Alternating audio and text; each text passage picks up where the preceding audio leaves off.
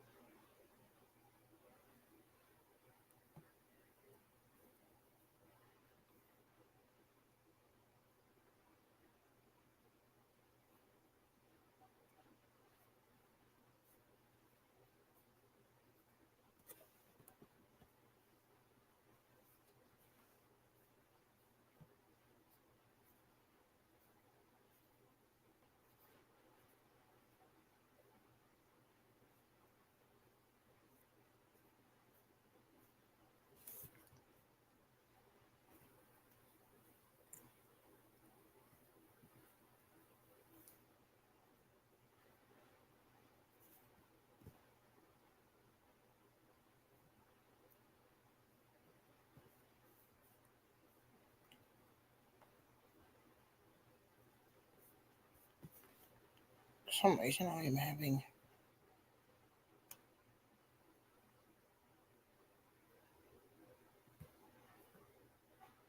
issues with my mouse.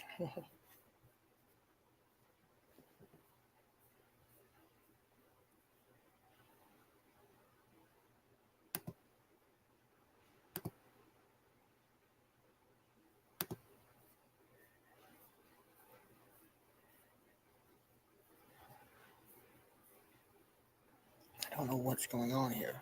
Um,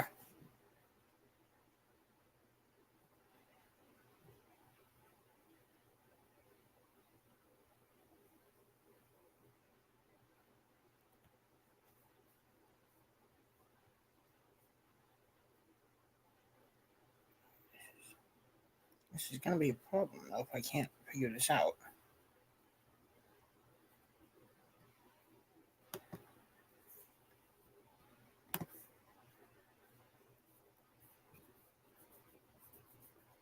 There we go.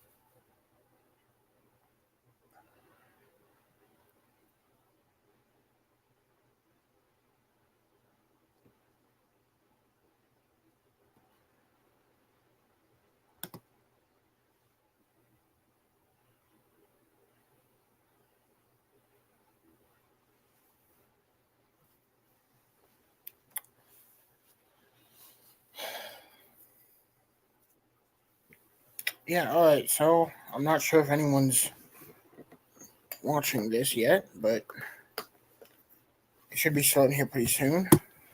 I just messaged him, you probably saw that. So,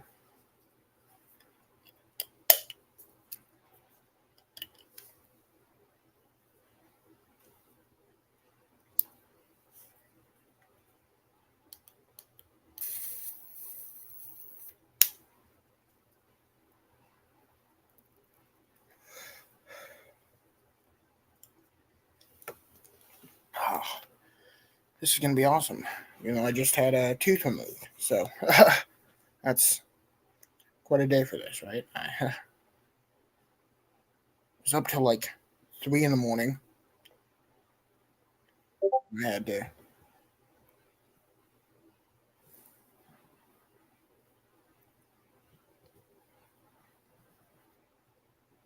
Something happened.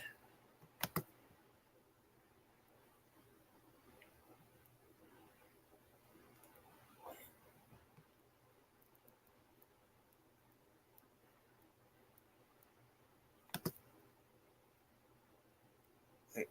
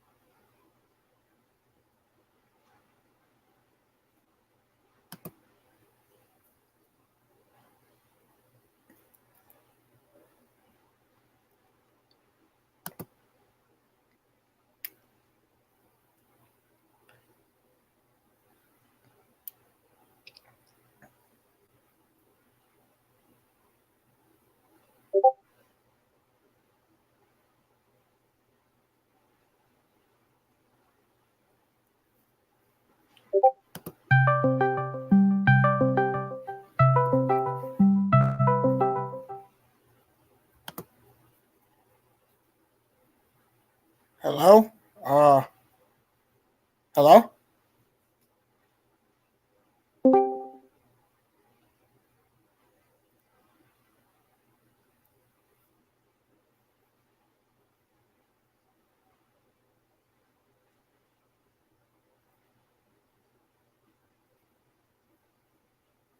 I can't hear you. Can you hear me?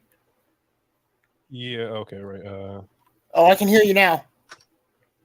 Okay. There we go. All right, yep. All right, so are you good to go live then? Suppose you're Yeah, already live yeah. on your end. Yep, yeah, no, I'm live right Alright. now. That should be us live on my end now.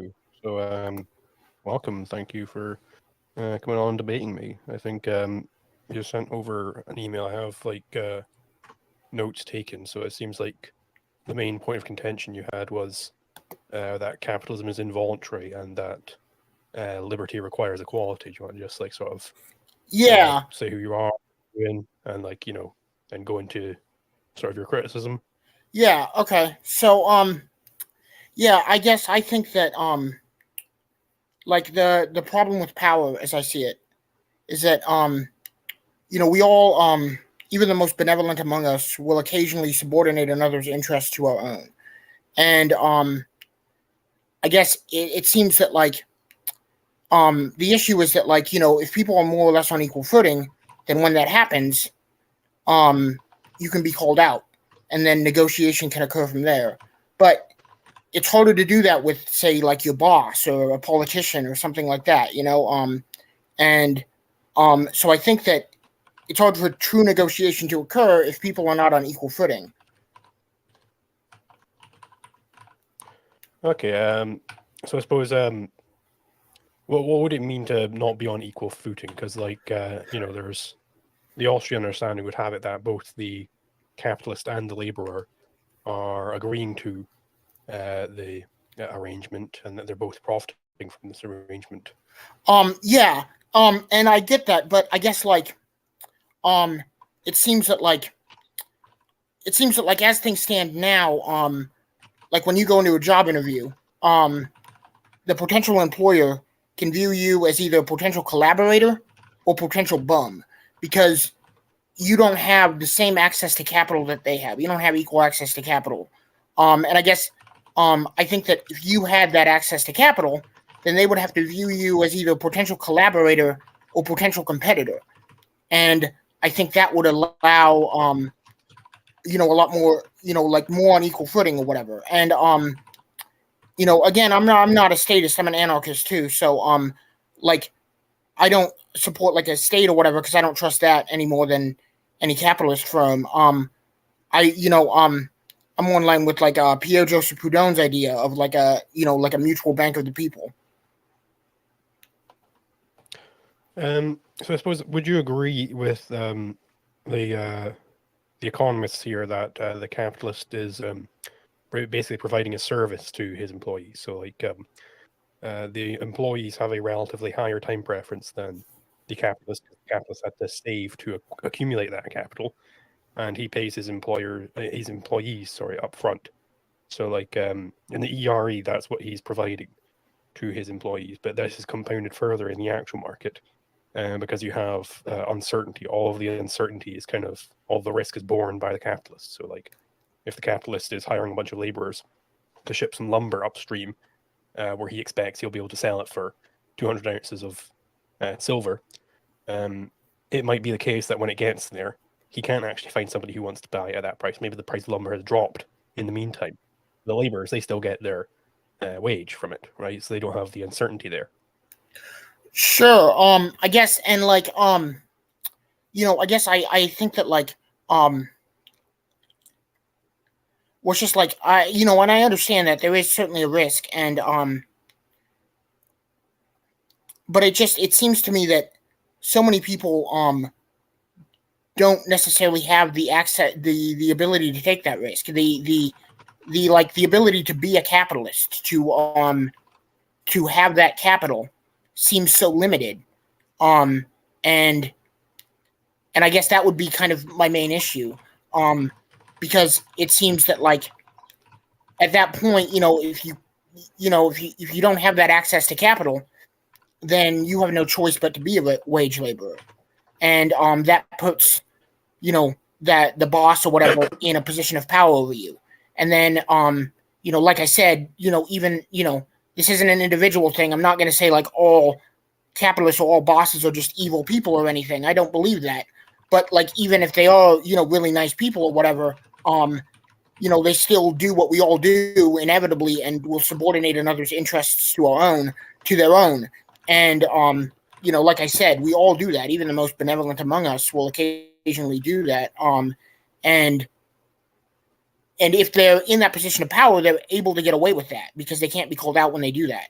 And it seems to me that for as long as that access to capital is limited, the capitalist will always be in that position of power. I suppose so like I would definitely agree that sorry that the ability to be a capitalist is limited. Like it's not an easy thing to do. Only very few men are able to make it as a capitalist. But that's true of like laborers as well. Like if you have like an electrician, that's a very specialized skill set right there. Like I don't know how to be an electrician, so like if I'm some capitalist and I need an electrician for something, and the supply of electricians is very limited, then the electricians are going to have a lot of leverage over me. So like it seems like there is unequal footing in favor of the laborer as opposed to being in favor of the capitalist. So is this just an anti-leverage standpoint? Yeah, no, that is true. And I get that in certain situations there are, of course, this is why I think a lot of times, sometimes you have an employee who's like really crucial to a business, and there's not a lot of people that can do what they do. Like your example of electricians. And you know, a lot of times it seems that usually that would increase negotiating power, of course. So it seems like, a lot of times, bosses don't want to tell their employees when they're super crucial or whatever. Which of course makes sense. It's just kind of everyone just acting in their own interest. But I guess it seems that in the vast majority of cases, for the vast majority of people, it's just that lack of access. And I guess I'm not saying everyone would be a capitalist even if they had the access. I think some people would take that that labor position, but I guess if they had that access, negotiating power would be increased to such an extent that even a wage labor situation would, I guess, resemble more of a co-op, even if it technically wasn't one. So but then it may well be the case that in the majority of negotiations, the capitalist has the greater leverage. That would be basically like an empirical observation, right? It would be to do with however the market happens to be on some given day. Like it is possible for the labor to have the greater leverage. So is the principle that whichever party has the greatest leverage is the one to be scorned here, and is the one who is sort of yeah, I mean, I guess party. I know I don't usually like to scorn individuals or whatever. I don't, like I said, I don't think that people in these positions of power are just evil people or anything. I just think that it's yeah, I mean, so I wouldn't want to scorn them, but I would say that they have that position of power, and that poses a problem, I guess, in my mind. Okay, so if it's the one with leverage who has in this position of power, is it bad that they're in this position of power? Is this are they committing some sort of crime here? Are they doing something wrong by being in the position of power? Well, I think that power itself has a lot of problems. Again, I wouldn't want to put it on the individual, because I mean they're just kind of working in a system that they got it that way, and managed to get lucky and be in that position of power. So I wouldn't want to hate on the individual or whatever. But I think that just those power dynamics in general create so many problems. Again,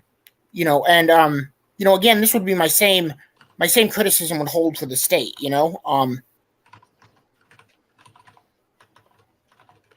Well, I suppose what sorts of problems would these power dynamics be causing? Is it something is involuntary going on there, or is it just? So I guess this is where so like I said, I guess how do you define voluntarism? Because I understand it as an equal consideration of interests. So I would say something is voluntary if all parties to it consent to the interaction, and I would say that the capitalist and the labourer are both consenting there. And they are, neither party is a slave. They are both getting something out of the arrangement, and they're agreeing to it. Yes, but if one is in a position where they don't really have another option but to agree to it, or at least no good option, I mean, because technically there's always a choice in everything, but if someone is in a situation where they couldn't really do another thing, like I said, their option is either to collaborate with this capitalist or be a bum, that doesn't seem like a voluntary choice. I mean, but then what makes an option good or bad? Surely it's just whatever evaluation the person has for it. Well, yeah, but I guess my issue with understanding voluntarism in simply terms of choice is if I put a gun to your head and say, give me all your money, one could argue that you technically have a choice there, right? I mean, you could either give me your money or take a bullet to the brain, but nobody would say that's voluntary. Yeah, because you're coercing me. I'm not freely interacting with Right, you. sure, but So, yeah, I would right. say that it's more that I'm subordinating your interests to my own, right? I'm not considering your interests at least any further than they satisfy mine, right? So my interest is like, if my interest is like I want your money, and your interest is to keep your money, but I'm not considering your interests, at least I'm only considering your interests in how they can satisfy mine. So I know that you want to keep your money, but I also know that you want to keep your life. So, I can kind of like, well, if I threaten his life, then I can take his money. And I guess like coercion, it seems like you can only get away with coercion if you have a position of power over somebody. That's why, like, I mean, like if I just said right now, send me $100 on PayPal, you'd just be like, no. And then be like, oh shit, it'd just be like a rude way of asking for money.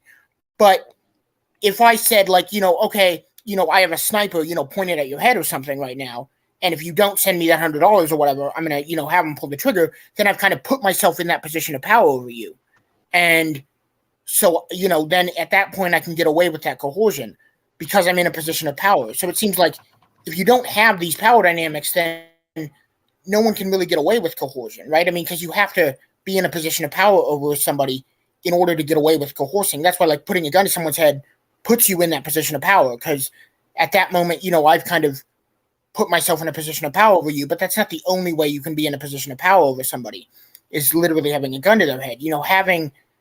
Having a much greater access to the needs and desires of life or whatever is another way that I would say someone can be in a position of power. Well, I just don't see why the position of power is what is relevant in the case of the sniper. What is relevant in the case of the sniper is that he is initiating a conflict over the use of my body and my money. Right? He's committing a crime against me by pointing a sniper rifle at my head. That's what makes it involuntary. It's the conflict there. It's not that he has more leverage in that negotiation than I do. Yeah. No, of Because course. let's look at it this way. In any given trade, it could be the case that your condition is satisfied where both parties.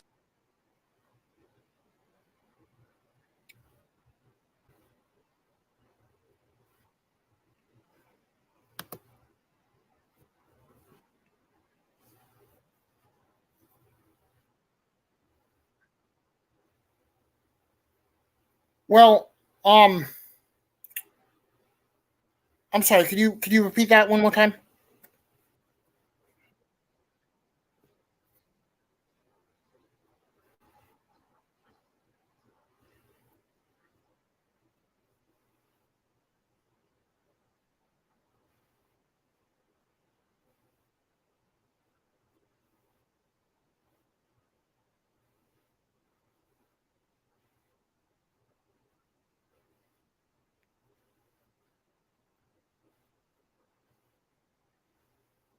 Um, well, I'm not like, because see, that's the thing. If they're more or less on equal footing, then I don't think that one can, right? Like, because like if I, like I said, I don't want to like continue to repeat myself, but like we all do it. I've occasionally done it with like my friends and stuff.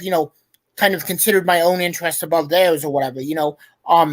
Maybe I like, my friend tells me something to get or whatever. This is a really really simplistic example, but like, I'm going in the store, my friend tells me like, hey, get this, and I'm like, I don't really want that or whatever. And I get what I want, and I don't really think, well, they probably won't mind too much or whatever. But like in that rather simplistic situation, you know, we're more or less on equal footing. So they can call me out when I come back out and be like, hey, dude, I told you to get that. Like, we agreed to get this or whatever. And like, I was like, oh shit, I didn't even, and it's like, again, it's a very simplistic example, but when you're in a friend group or whatever, you're more or less on equal footing, so you can be called out when you do that. But and that is what I think is crucial for negotiation in any sort of trade to occur, is you have to have that ability to call someone out, if they do that. And I think that, again, like everybody does it. It's not just like it's not just like, I'm not just saying the evil capitalists are the only ones that do it. I'm just saying that, like, we all do it on occasion. It's just that when you're not in that position of power, you can't really get away with doing it, because you can get called out when you do it.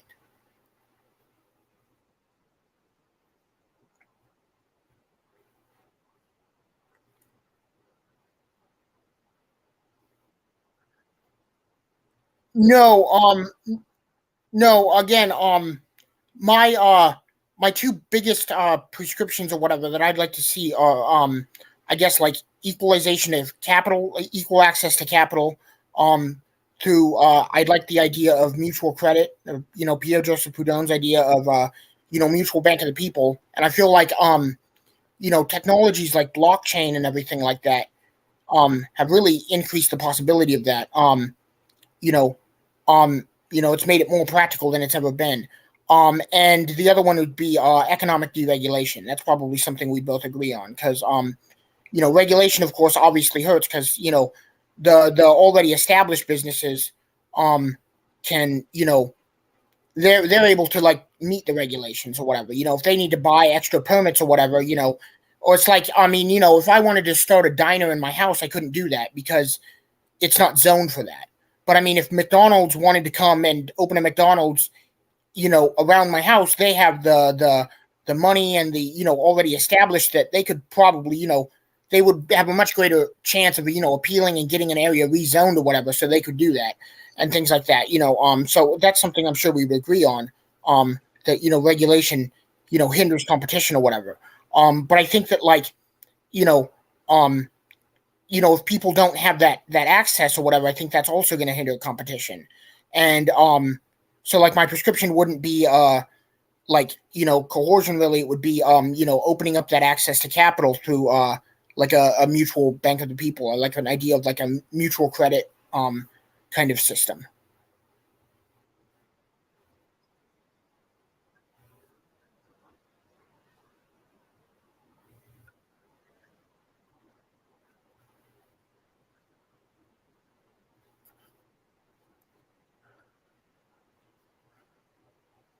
Well, well, I guess I wouldn't necessarily force it. I guess I should be clear. A lot of people think equality means just being the same, but I don't see it that way. To me, equal is short for equivalence. Um, and that doesn't mean it's the same. Like, I would say that like, and I would say it means, well, it implies that it's the same on some level, but also kind of different on another. So like, you know, I'd say like, 2 plus 2 is not the same as 4, but it is equivalent to 4. 4 is not equivalent to 4. It is the same as 4. You know what I mean? Like we don't say things are equivalent if they're the same. So I guess like, the best definition for equality that I could come up with is like the same difference or same in summation. I guess like no more or less, no better or worse. Um, but that doesn't mean everything's the same. So I don't think everyone would necessarily um have the same capital. I'm not talking about like some, redistribution program where everyone has the same capital, but like I said, some sort of like Pierre Joseph Proudhon, he in his day in France, he sought to reform the National Bank of France into like a mutual bank of the people. And I would like to see, like, I guess in my own day, I would seek to like reform the Federal Reserve into well, yes, that's in the United States. But you're in England or whatever. Are you in England?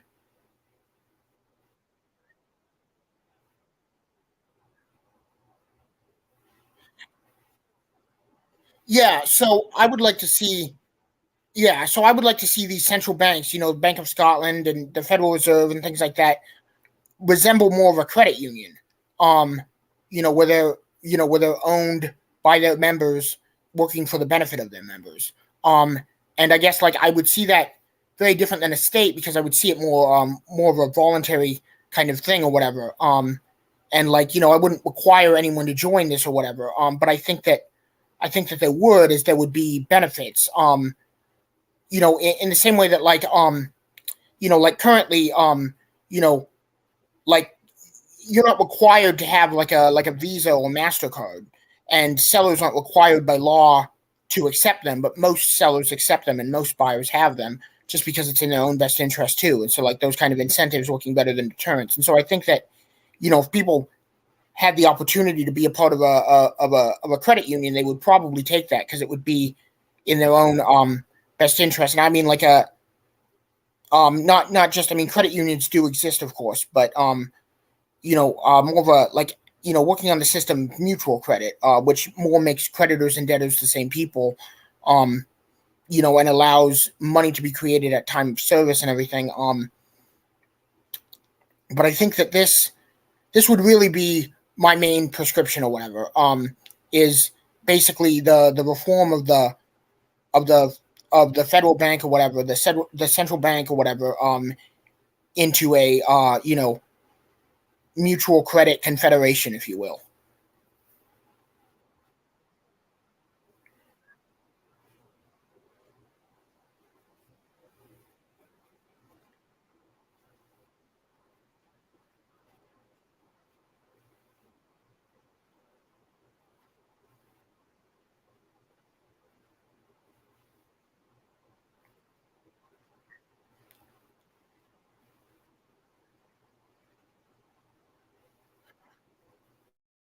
Um, yeah, well, I guess that's not really, so like mutual credit can be like money can kind of be created at time of service and then cleared through credit clearing, which works because everyone is kind of a creditor and a debtor. So like you know if we do a trade, then like I can open up that line of credit when I buy something from you, and then my account might go below zero, yours might go above, and then that can be cleared out.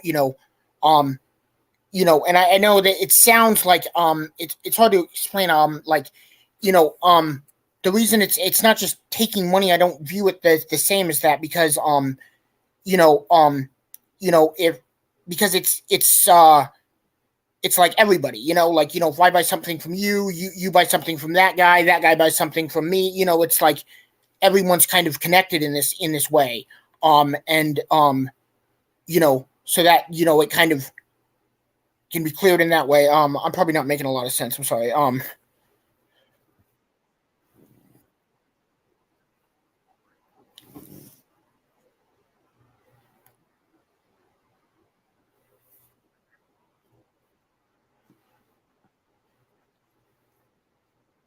Yeah, yes, yes, it would be similar. Though I think that it would be more that like the money would be created um at the point of transaction.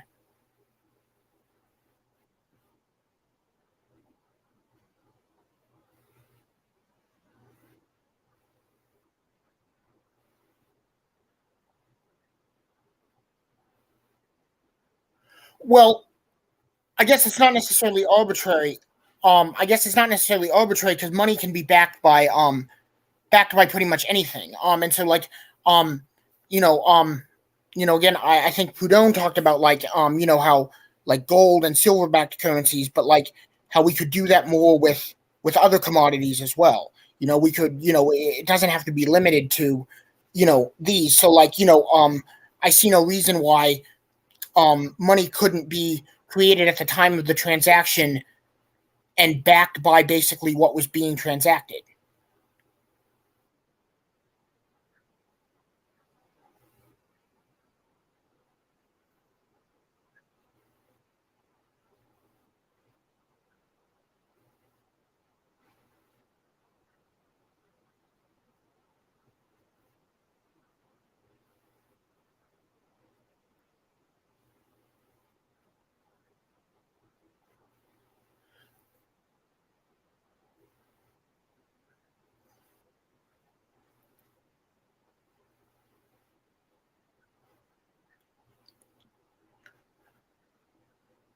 Well, yeah, I mean, I guess I don't really you know um again, I see it more as like debt, backed up by these things. I less of like, because it's not like I give you this and you give me that. It's more like um I'm creating this line of credit, and I can do that because I have this to back up that credit that I'm creating.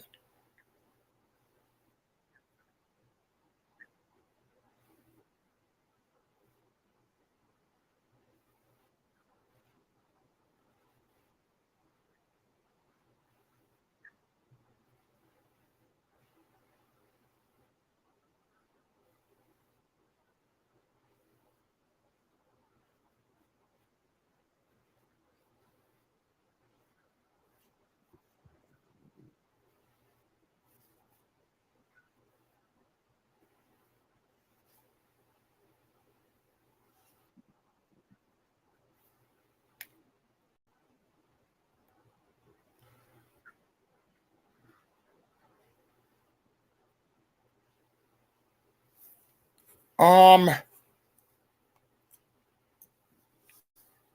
yeah, so I guess like well, I guess like I don't think that you'd necessarily be um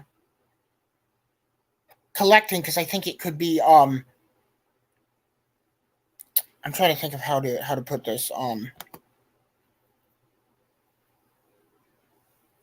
in the right way. So are you familiar with the concept of credit clearing?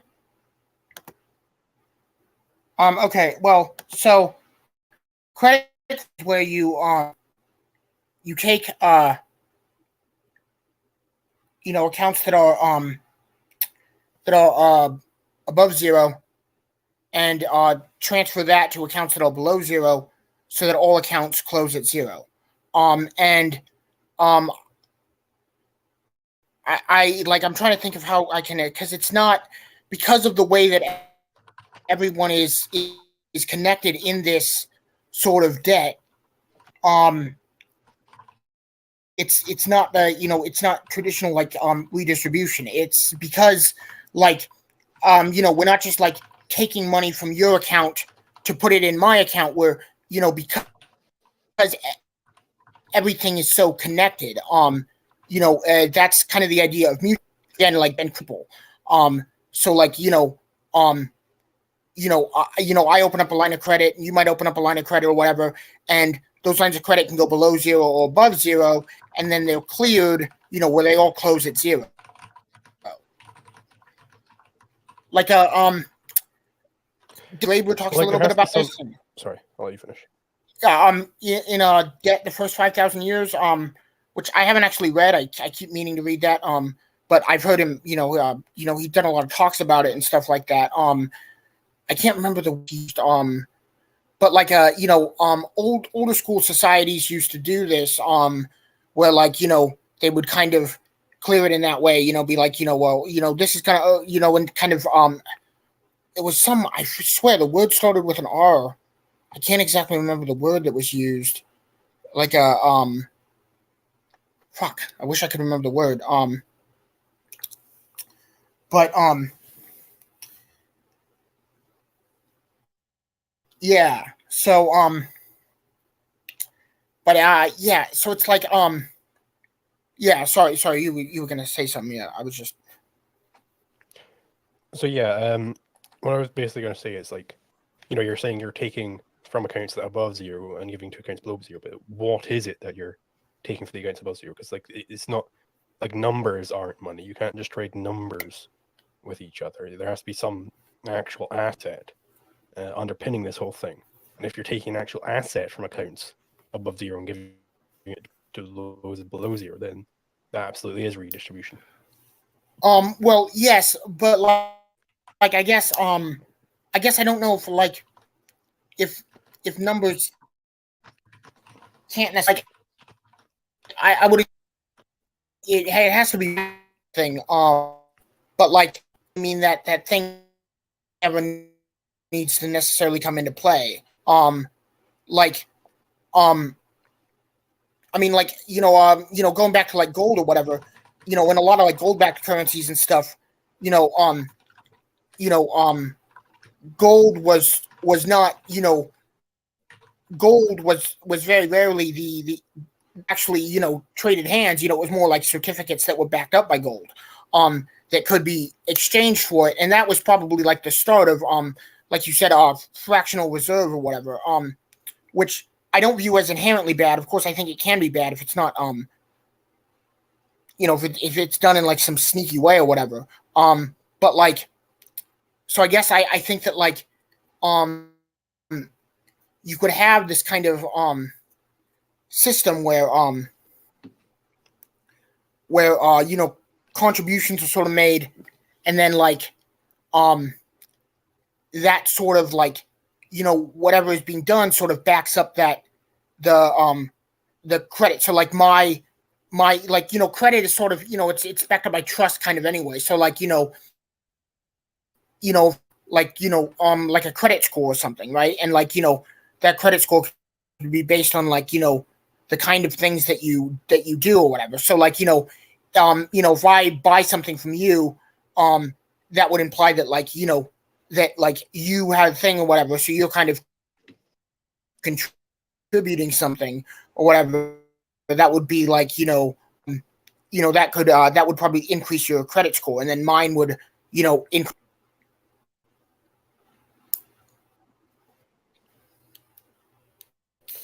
There needs to be some sort of asset, like, because you said there that the asset may never come into play, and that's true.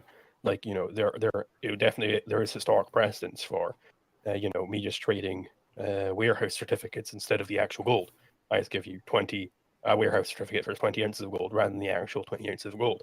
That definitely did happen, but this was then the way they going with the Federal Reserve and stuff like this, with fractional reserve banking, was they started defrauding people, because they started saying, no, you can't actually.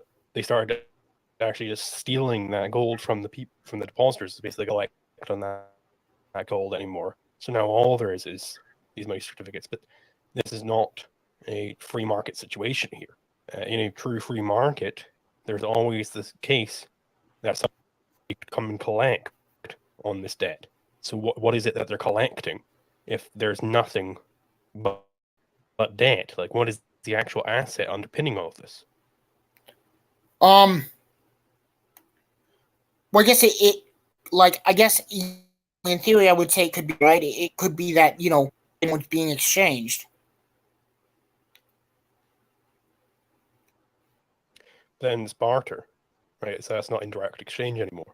That's just barter. Well, yeah, I mean, I see it is. I think it is very like similar, but you trading a chicken for your pizza. Yeah, but I think it's a little different. Because it's less direct.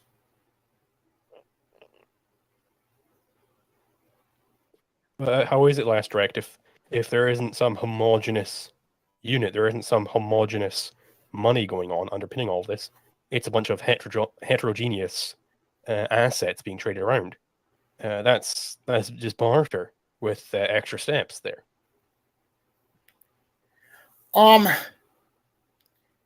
Yeah, I guess like. I mean, yeah, but it's, I guess like I think of it more like an all commodities backed currency. I mean, like, again, we've already kind of done this with like like historically is with like gold and silver or whatever. I guess like I just see no reason that couldn't be done with other things, and I see how that really resembles barter, but it seems like just because like it gives more like, I'm trying to think how I can put this. You don't necessarily need to because if thing can be exchanged for anything else.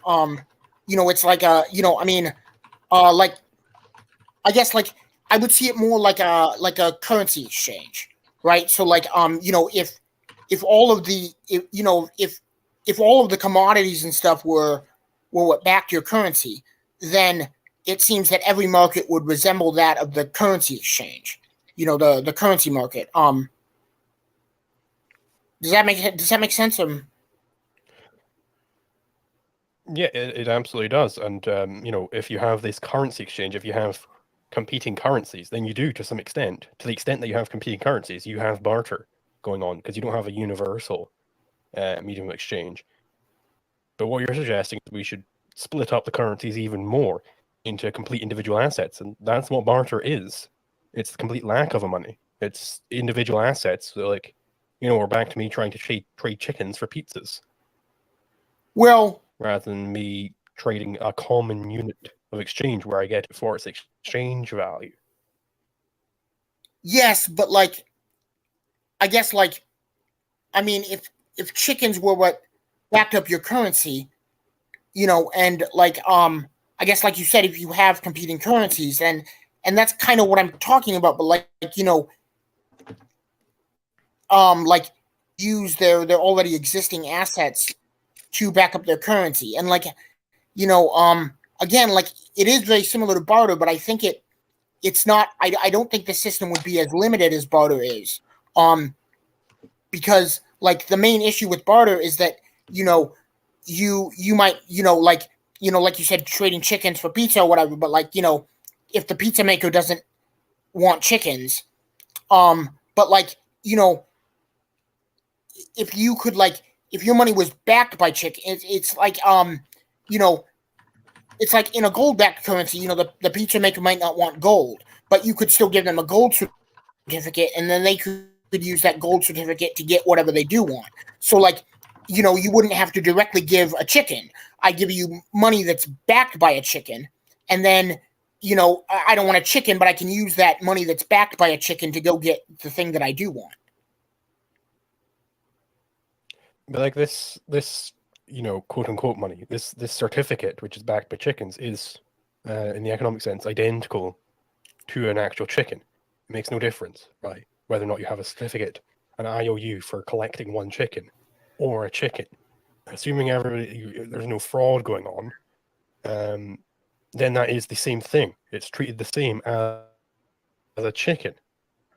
So if a pizza maker doesn't want to trade their pizzas for chickens, why would they want to trade it for IOUs for chickens? Because they're never going to collect on that IOU because they don't want chickens. Well, right? Yes, but there is something that they do want, and so like if like But what they do want, how are they going to trade chickens for what they do want? Like this is the whole thing with indirect exchange. Is if you have gold, I might not directly want gold, but I know everybody else wants gold, and they want it for, this is easier to see in the case of Bitcoin, where people get it purely for its ability to buy things in exchange. It just has exchange value, it has no use value, which is why the Bitcoiners love Bitcoin so much. But like, this isn't the case for when you have this barter system where I can back a currency with whatever random asset I want. That's just the exact same as barter, right? It's just barter, but with paper notes denoting what you're trading rather than trading the actual physical thing itself.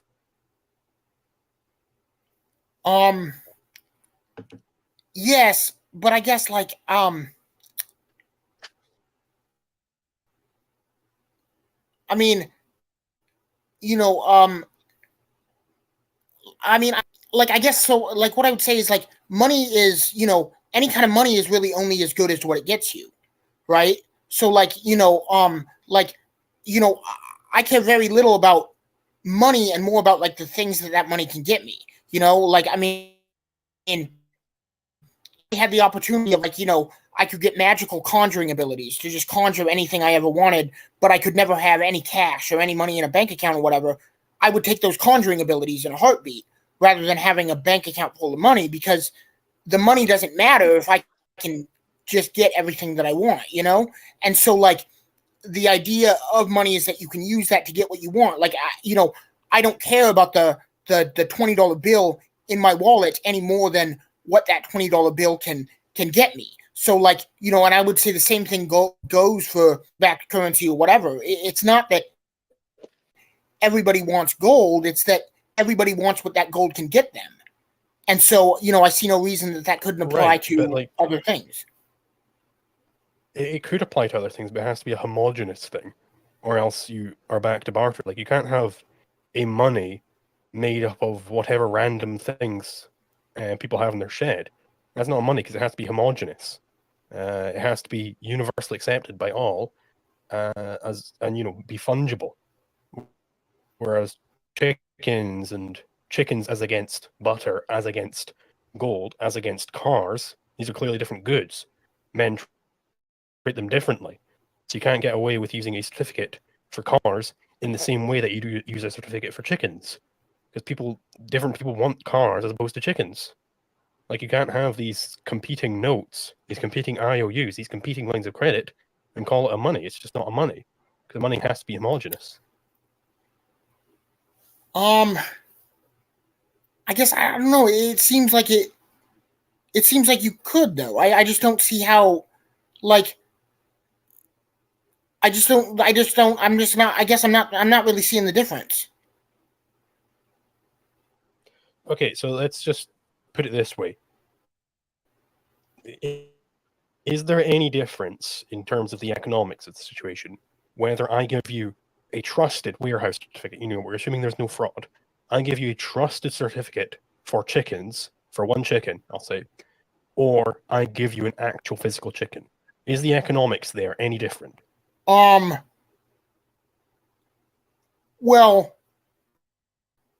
no, I guess like in strictly economic terms. So okay, yeah, I get what you're saying, but like I guess like I could still use either one of those things to like to trade to somebody that even if I don't know anybody that wants a chicken, but like chickens were I mean I guess like because I mean all sorts of things, different cultures and societies or whatever have used all sorts of things as currencies. I mean gold and silver are some of the most popular, but of course there were societies that did use things like chickens and things like that or whatever as forms of currency. Yeah, that's absolutely the case. People have traded all sorts of things in the past. But what's fundamental here is that barter is distinct from indirect exchange. That's direct exchange there.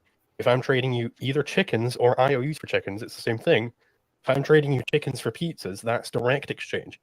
So I need to find somebody if I want a pizza, I need to find somebody who's willing to take a chicken for however many pizzas I want. Well, wait. That's but a lot more difficult than if I just sell the chicken. I know there's a common unit of exchange.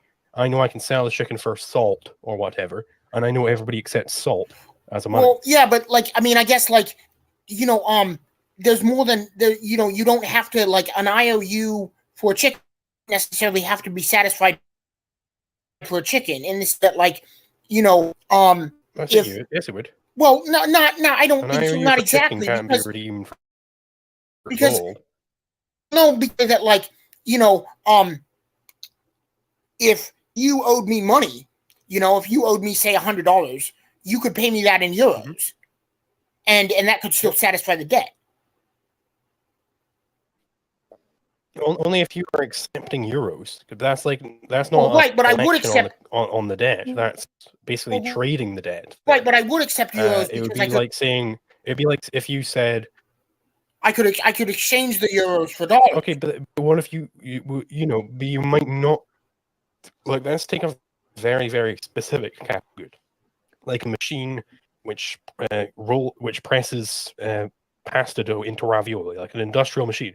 Very very few people on Earth are going to accept this machine in trade because they don't ravioli factory. So you couldn't use this ravioli machine as a currency. I couldn't go around with an IOU for a ravioli machine and expect to buy pizzas with it. But I could go around with an IOU for gold and expect to buy pizzas with it, because assuming though everybody accepts gold as money, right? But like fundamentally, if I have an IOU for gold, I can't go over to whoever owes me that gold and say, I want a ravioli machine instead of this gold. Or they can, if I want gold for that IOU, they couldn't say to me, instead of gold, how would they give you this ravioli machine? I'll be like, no, give me the fucking gold. That's what you owe me. Well, yes, but I mean, I mean, again, wouldn't that seems like it would kind of depend on what you could get. I mean, like if there were like like I said, if you owed me $100, I would accept euros in debt because I know there's a currency exchange those euros for dollars. So like if you knew there was a, rolling machine to gold exchange, then you probably would take that rolling machine. Why would you not? Because you could just take it and have it exchanged, right? I mean, it's the same. Sure, but why would there be a ravioli machine to gold exchange? How many people are getting ravioli machines and expecting gold for it? It's a very niche market. That's the whole point. It's like everybody. We're assuming everybody on Earth who wants a ravioli machine has already got a ravioli machine. There is no uptick in the ravioli market at this point. How am I going to get my hands? How am I going to get rid of this ravioli machine I've got in my hands? I have to wait for somebody who wants to buy a ravioli machine to buy it off me. That's completely distinct from money.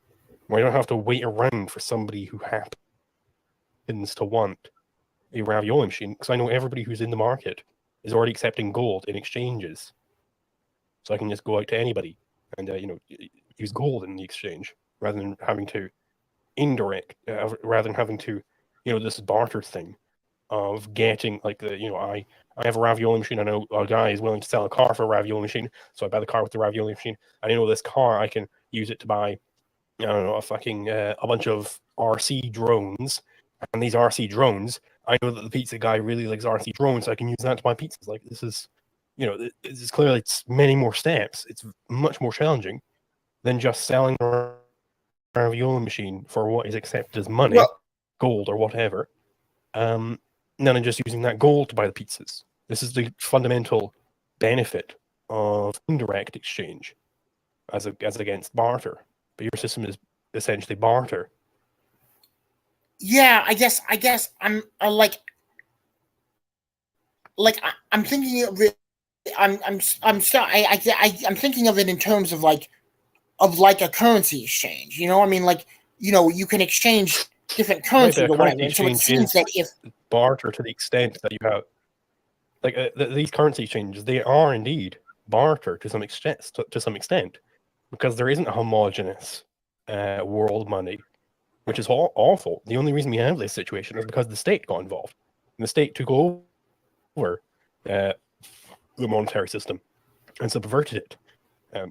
That's why we don't have a world money. Proper money would be universal. That's what our money is. A money is a universal medium of exchange. To the extent that you have competing currencies, you do have barter, right? Because think about what barter is. It's millions and millions of competing currencies. It's chickens as a currency, and pizzas as a currency, and cars as a currency. It's all, which by the way, you couldn't get cars on a barter system. It's just never going to happen. Well, I guess I don't see how I mean, wouldn't you have competing currencies in a free market society? Hopefully not. Hopefully that all gets ironed out and we have a true money. Because to the extent that you have competing currencies, which there's always going to be some amount of barter, I reckon. But to that extent, the market is not as efficient as it could be, right? Because you don't have this common unit of account. I don't think you can even do economic calculation if you have barter, right? Because economic calculation is about doing profit loss calculations. So how can you do profit loss calculations without a common unit of account? You can't. Money is a very important thing. Okay. Yeah, I guess I get what you're saying. I just think that I mean, like I said, and you agreed with, there's been so many different societies and communities and cultures that have used different things or whatever. And I don't necessarily think that's all because of the state. That's because I guess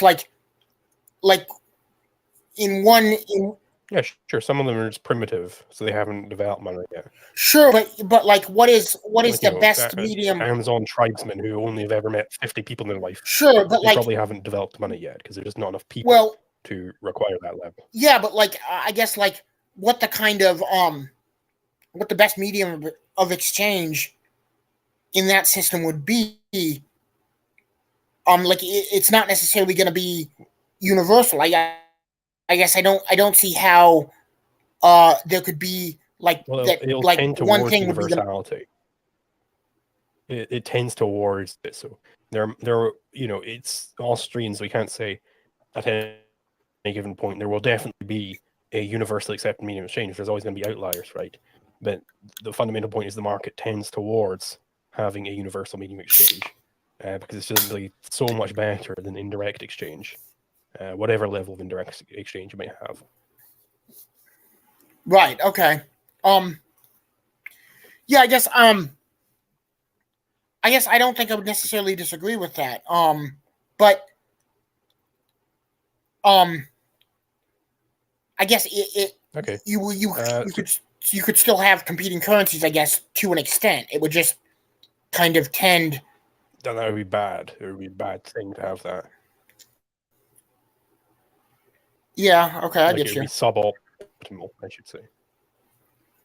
So, given this, with your credit union thing, given we know it has to have actual assets underpinning this whole apparatus, how are you going to have this equal access to capital through the credit union if you're not actually redistributing these assets?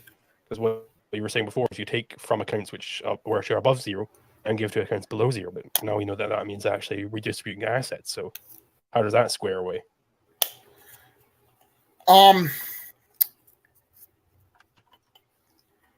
Yeah, I guess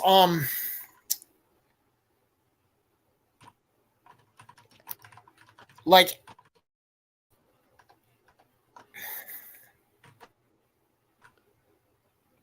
I guess I'm not sure how to answer that without kind of repeating myself, because I mean I get what you're saying and everything. I just um like it just it seems that like you know like it could be like at some point it could be exchanged for these assets, and it could be, but it seems that like again these exchanges could be like currency exchanges are now. And I get that you said that's not ideal, but I guess I don't like necessarily like see it that way. Like are you familiar with the concept of a perfect market or perfect competition?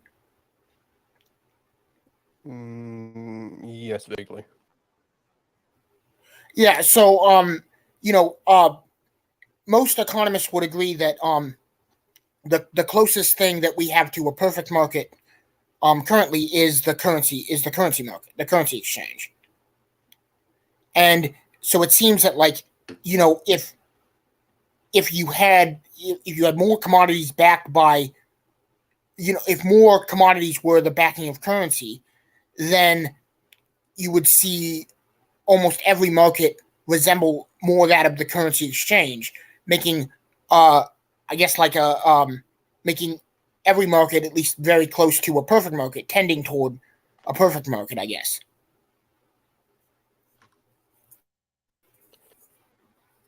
Okay, but the fundamental point here is that this credit of actual assets. So if you're taking from accounts above zero and giving to them below zero, you're not just shifting around numbers on a spreadsheet. You're actually changing the possession of assets, like actual physical assets. You're not just juggling around numbers there, but that's clearly redistribution. Well, um, I don't think that you would necessarily be um I guess I see it more like a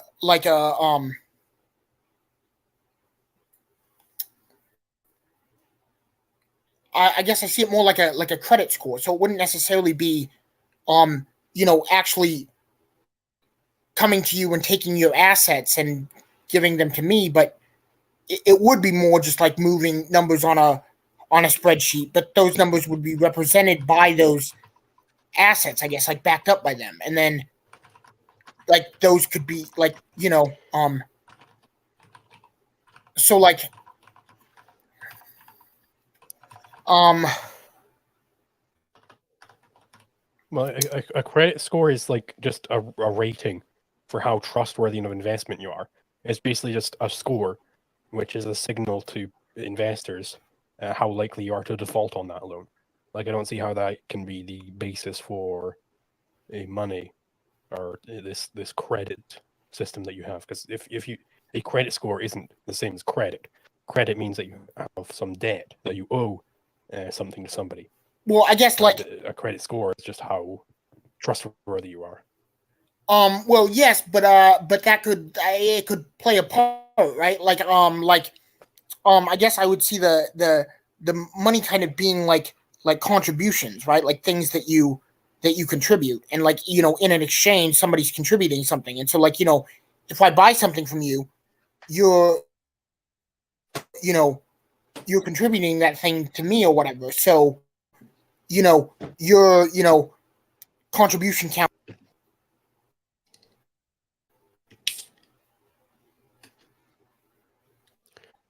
Right, but this is contributing actual assets, and if you're measuring this contribution account by whether I give you a fish or a chicken or a car, my account goes up by 1, then this is a completely ludicrous metric. Yeah, I guess I mean right? You couldn't use contribution count to do anything. No, well, yeah, but I guess like nobody's going to use this system. I don't think that like I don't think your contribution count would necessarily go up by 1 for everything. It could vary on like how, because I guess like how much would be being contributed would depend on the like the economic value being added.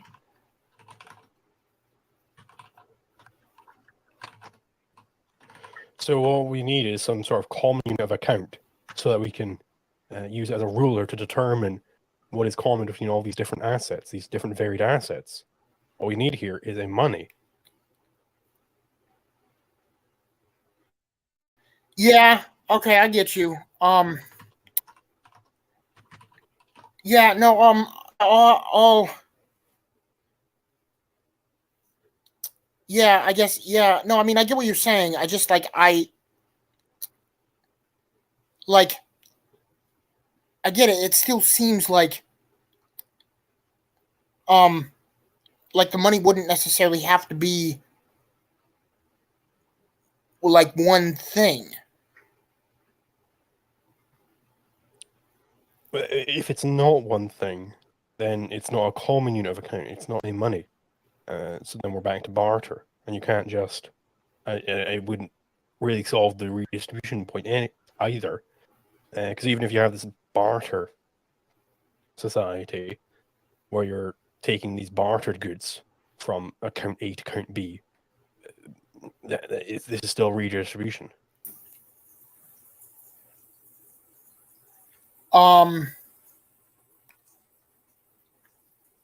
Yeah, I guess like I'm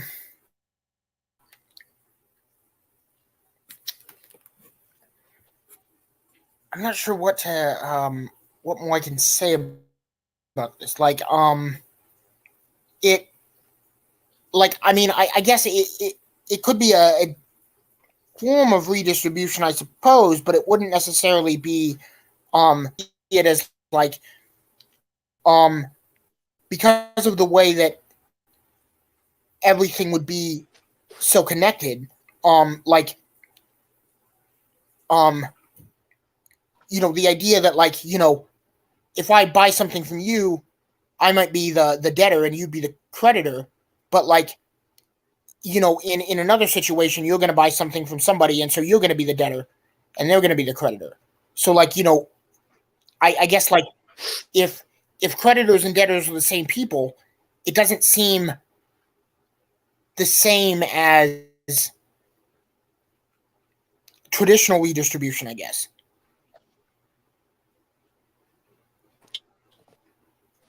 But I don't see how it's any different.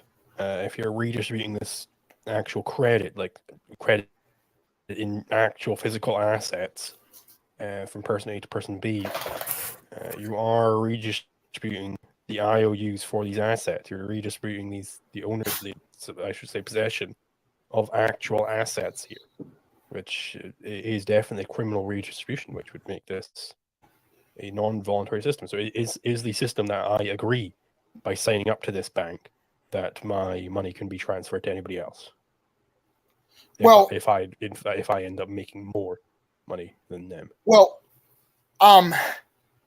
no, I guess not. Like, because I guess like I'm trying to think of how I can, like, because like I don't think it would be like,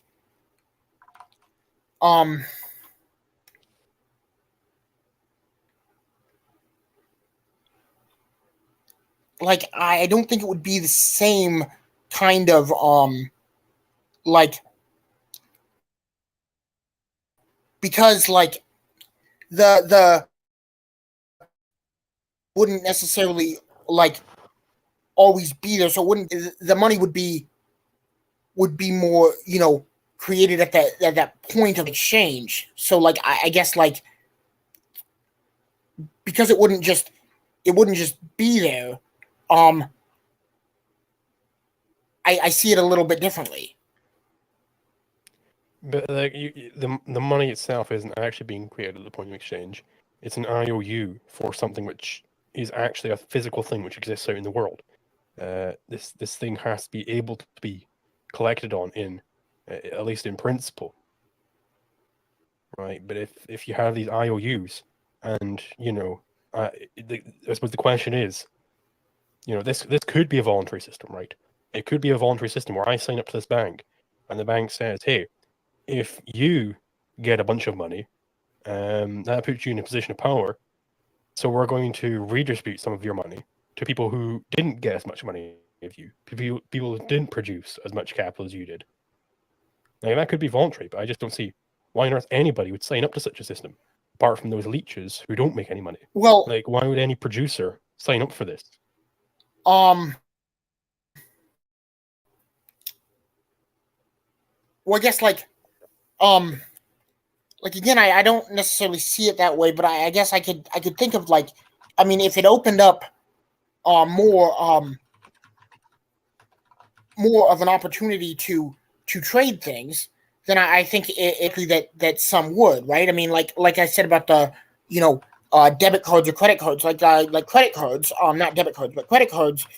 You know, credit card companies take a fee in that transaction or whatever, and usually companies are still willing to accept the credit cards even in taking that fee, because it gives them more of an opportunity to trade. So if this bank, like, you know, if joining this bank drastically increased your possibility to make trades,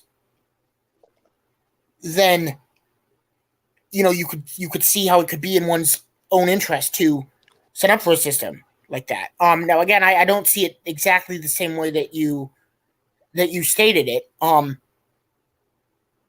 But because, like, you know, I don't see it like it would be like, you know, credit, like I said, it is taking, but like, you know, at some point it wouldn't necessarily be from the producers who just produce more to the ones that produce less. It would be because there could be different times, right, where, like, you know, your account could be above zero at some time, but it could also be below zero at another time. And so, like, you know, because of that connection or whatever, everybody would so see I could the be a same producer benefit. one time and a consumer another.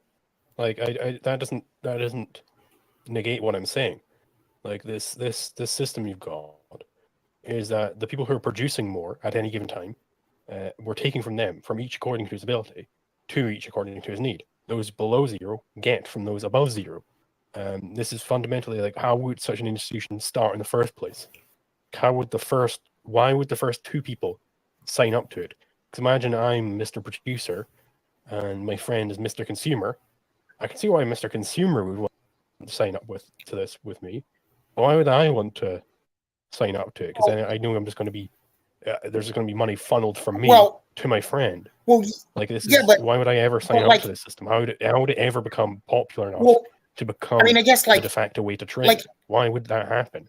Everyone is a consumer regardless of what else they are, right? So, like, you know, producers are consumers, and, you know, like, I guess, right, but I'm talking like net producer as opposed to net consumer. So those net on the positive, those in the black as opposed to in the red. Yeah, but like, again, there'd be,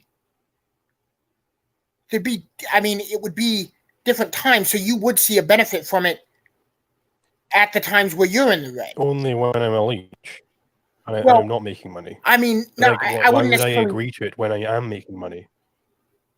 Like, why would Elon Musk agree to this? He's clearly a very, very wealthy man. He's produced a lot of wealth. Why would Elon Musk ever sign up to such a system?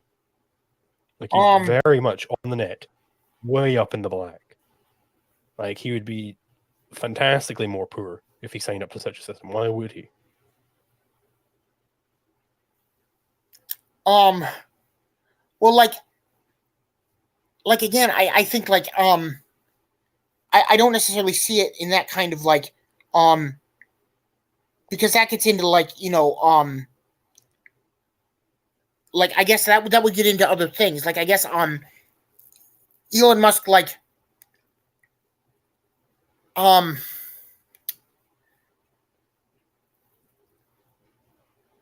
like I'm trying to think of like because he's rich in like fiat money, but like I guess like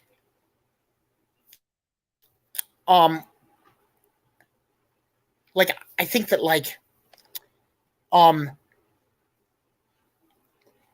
it's different kind of like I guess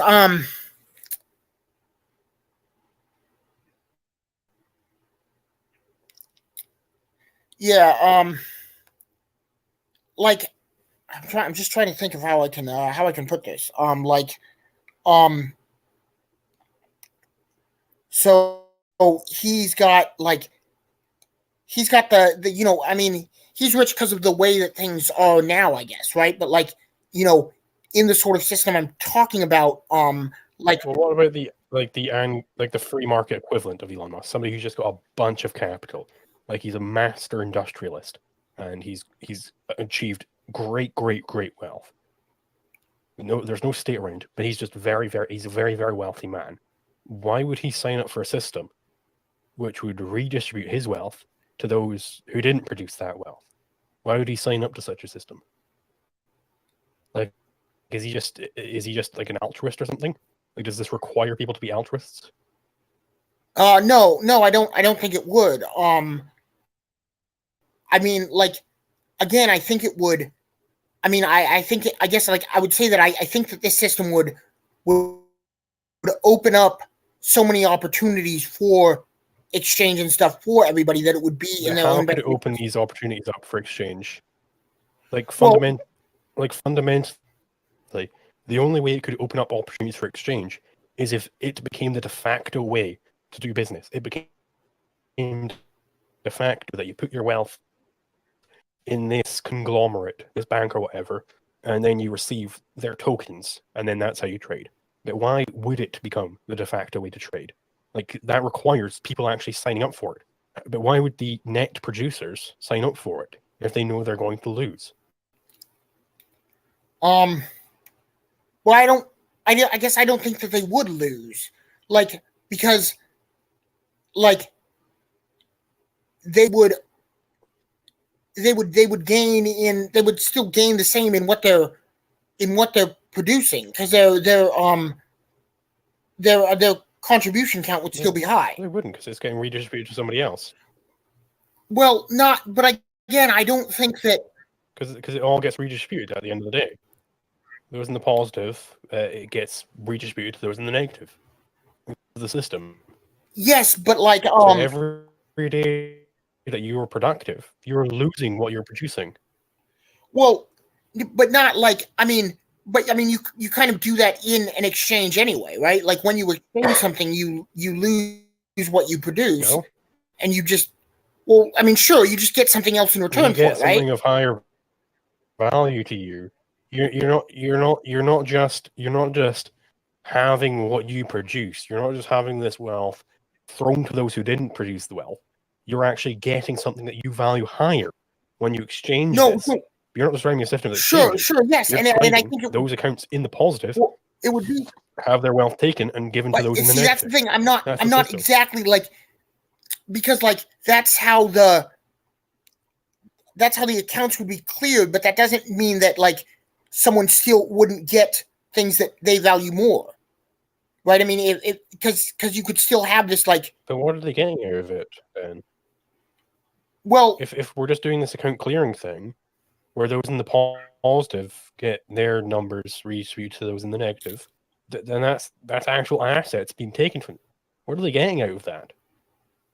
Well, I mean, they're getting. I mean, I guess like I mean, again, I'd probably put it in terms of more like a credit score or whatever, right? I mean, their credit score, contribution counters, I may prefer as a terminology, but it would be very similar in what I'm talking about. It would. Why would they want a contribution count? Well, What does it get them in the system that I'm talking about. That higher contribution count would be like having more money. Okay, so what can you redeem this contribution count for? Well, I mean, like essentially anyone that was willing to take your credit, because a higher contribution count, you could open up a higher line if you wanted to buy something. But what can you redeem the contribution count for? Like, what does it do for you? Is it just a number on the screen? It like a credit score, right? I mean, if you have a really good credit score, then you have more trust or whatever in things that you buy on credit. So you can essentially buy more on credit. Mm-hmm. That's because people are more willing to loan things to you. But what does this contribution count? Because the reason why a credit score does that is because it makes you a more trustworthy investment opportunity. So people are more willing to invest in you if you've got a high credit score. But what does this contribute? All the contribution count does is prove that you're willing to give away your money to those who didn't earn it. That's all it does. Well, no, I don't think that it would, because like the money would sort of be the contribution count in itself. So you would the gaining in that contribution count would be the gaining in money. They'd be indistinguishable.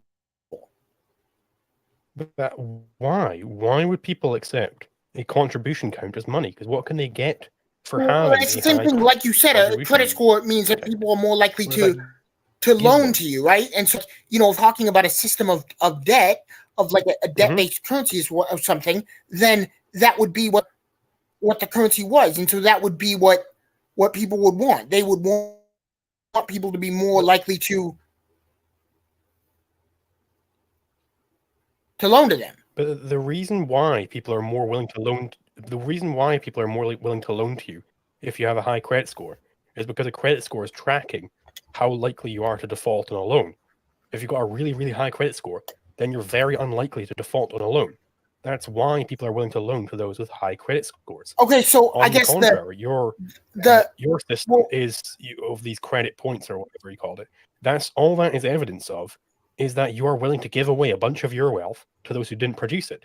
No. It would be evidence of you producing said wealth, right? Because you produced said wealth, so and then giving it away.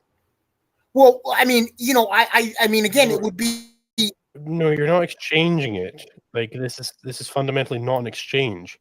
You're giving it away when the credit is cleared, or when the accounts are cleared. You've given that money away to somebody else.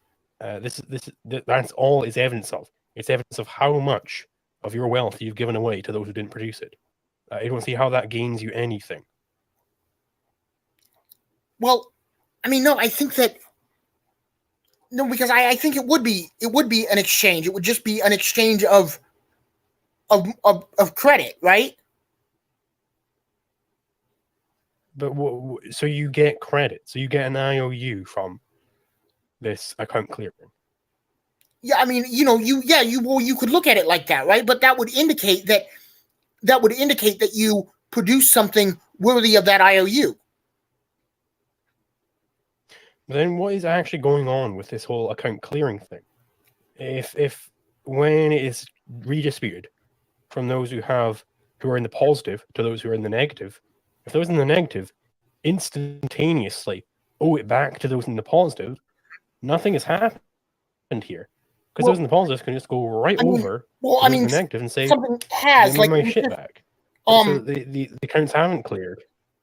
Well, I mean, no, because like it's just essentially like it is just I think it is just kind of like moving because it wouldn't be like a physical currency kind of thing, you know. It would be like ledger money, right? So it would just be, you know, moving these things. You know, the credit clearing would be to move the numbers so that you can close the accounts out. But like, that could still benefit people because it could still indicate that they produced something that was worthy of exchange, that somebody wanted, that they opened a line of credit for. But and then you just kind of move the numbers around. Like this is the fundamental question. What good does it do me to have this high contribution count? What do I get out of having that high contribution count? Like, yeah, everybody gets to see that I produced a bunch of shit, but they can see that if I don't give that shit away, I can just show them, look at all the capital I've accumulated. Well, I don't look think at that, it, right? I don't have to give it away to prove that to people. I don't think you'd just be giving it away. You'd be exchanging it on credit.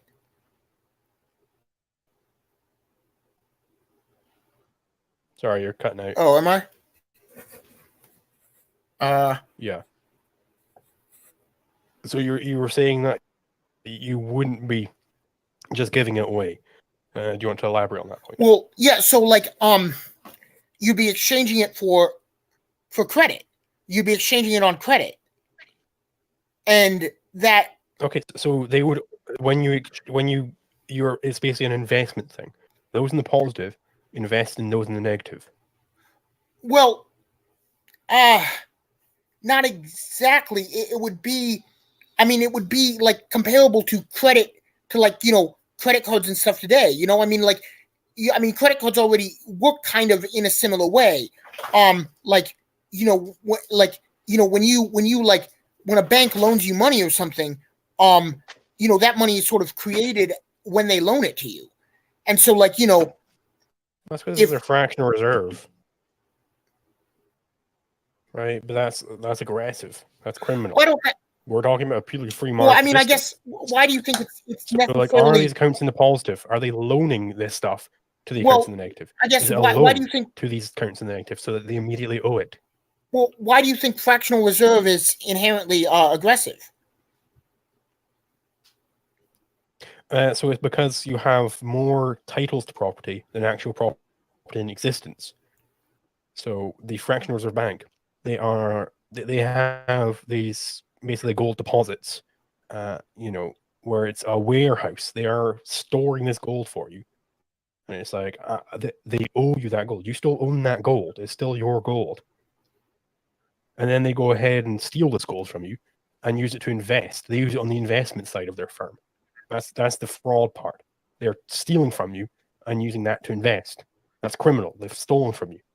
And of course, this ends up coming out when there's a bank run. And it's like, well, we don't have enough gold for all of you. It's like, well, where did it fucking go? It's our money. That's why it is criminal.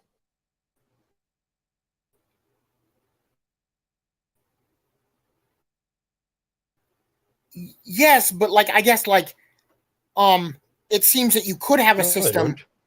Banks used to be the case. It used to be the case that banks were full reserve, where you would pay some fee for them to store your money for you, and that was how it was done. But now it doesn't have to be the case that the banks are defrauding you constantly. That does not have to be the case. Well, I guess I just don't see how, like,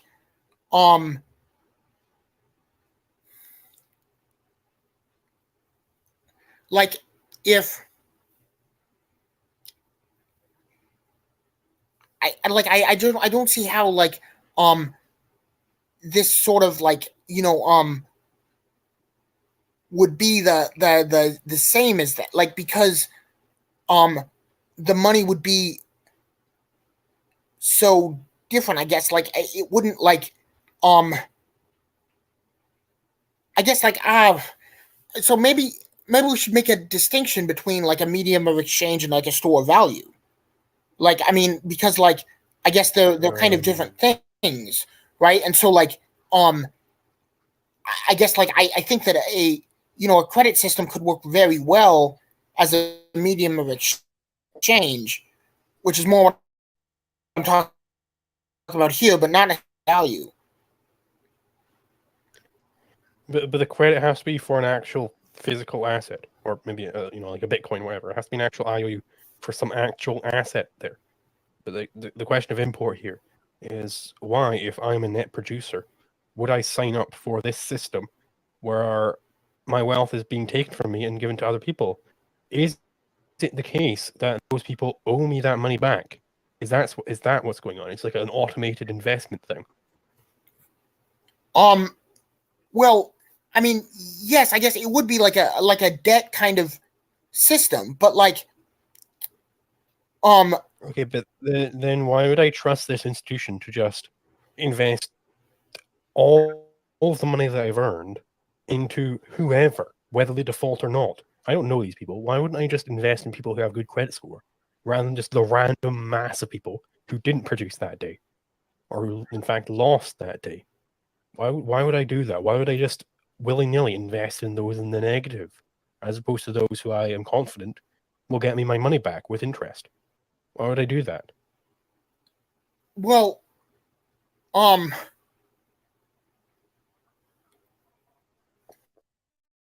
mean, again, I think it would open up opportunities for more exchange because I mean, and that would benefit right, you. The only way it opens up the only way it opens up opportunities for more trade is if this becomes the de facto way of doing things.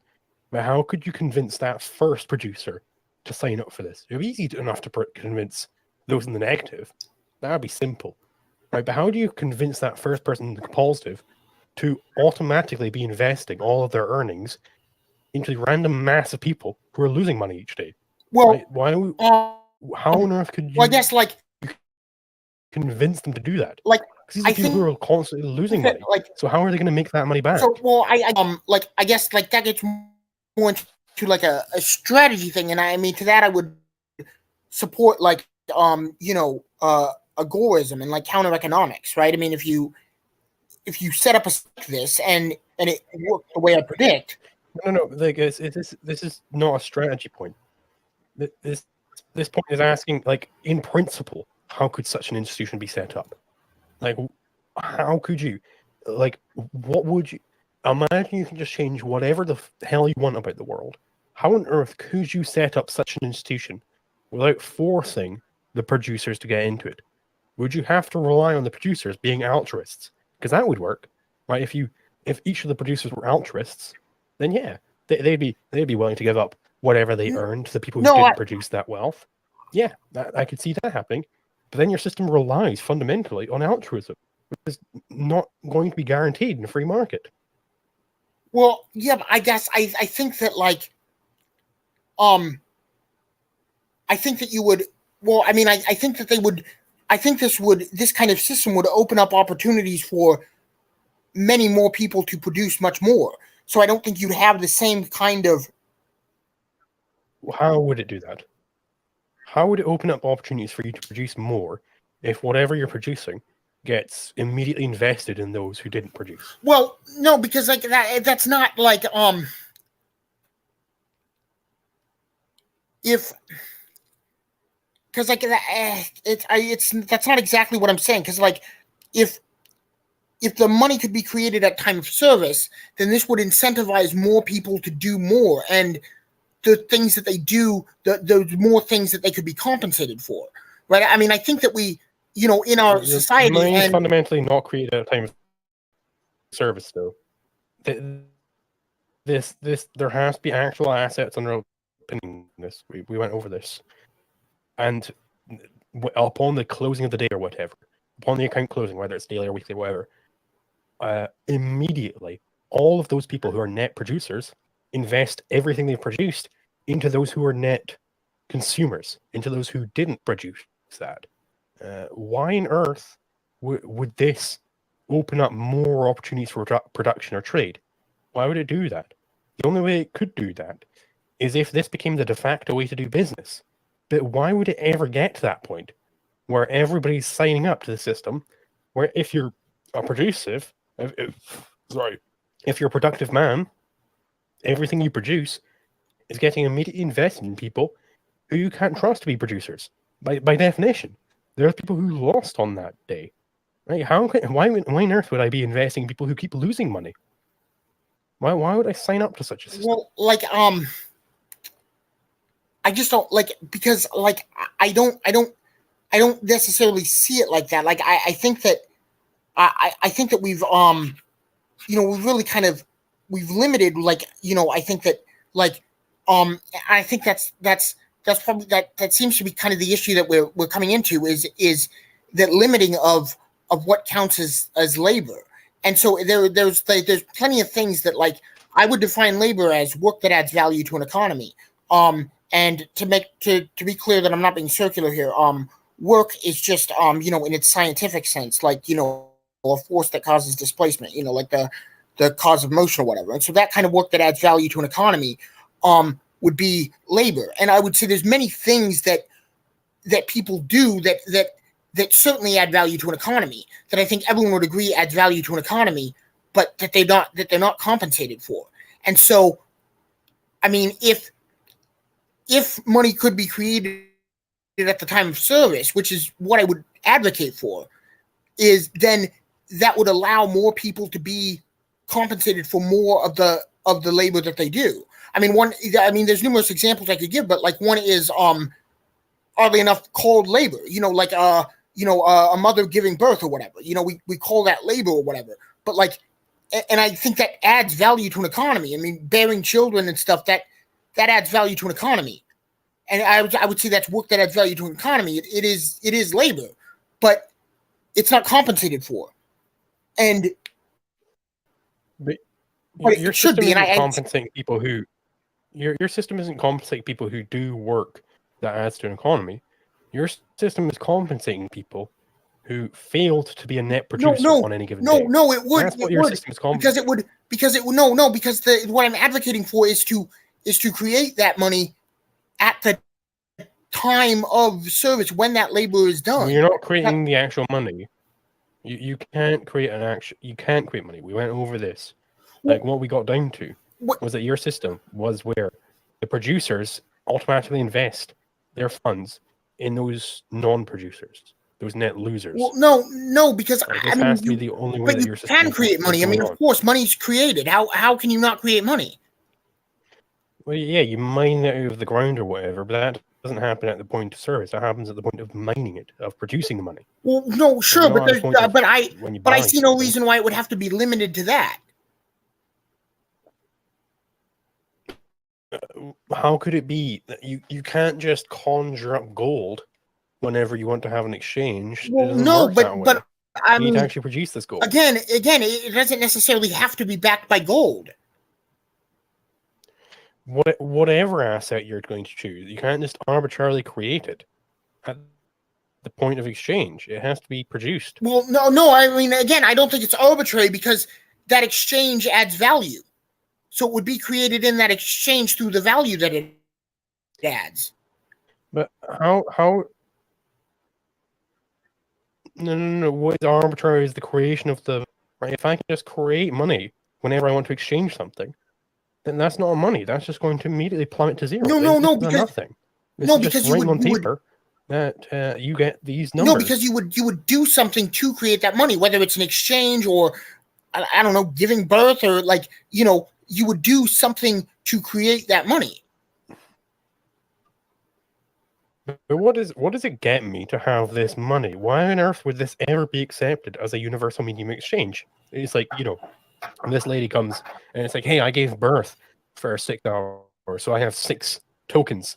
It's and I want to buy pizza from you. It's like, okay, I don't give a shit about those tokens. I don't care that you gave birth for 6 hours. Well, I mean, this is irrelevant to me. Why on earth would I accept that? Well, I mean,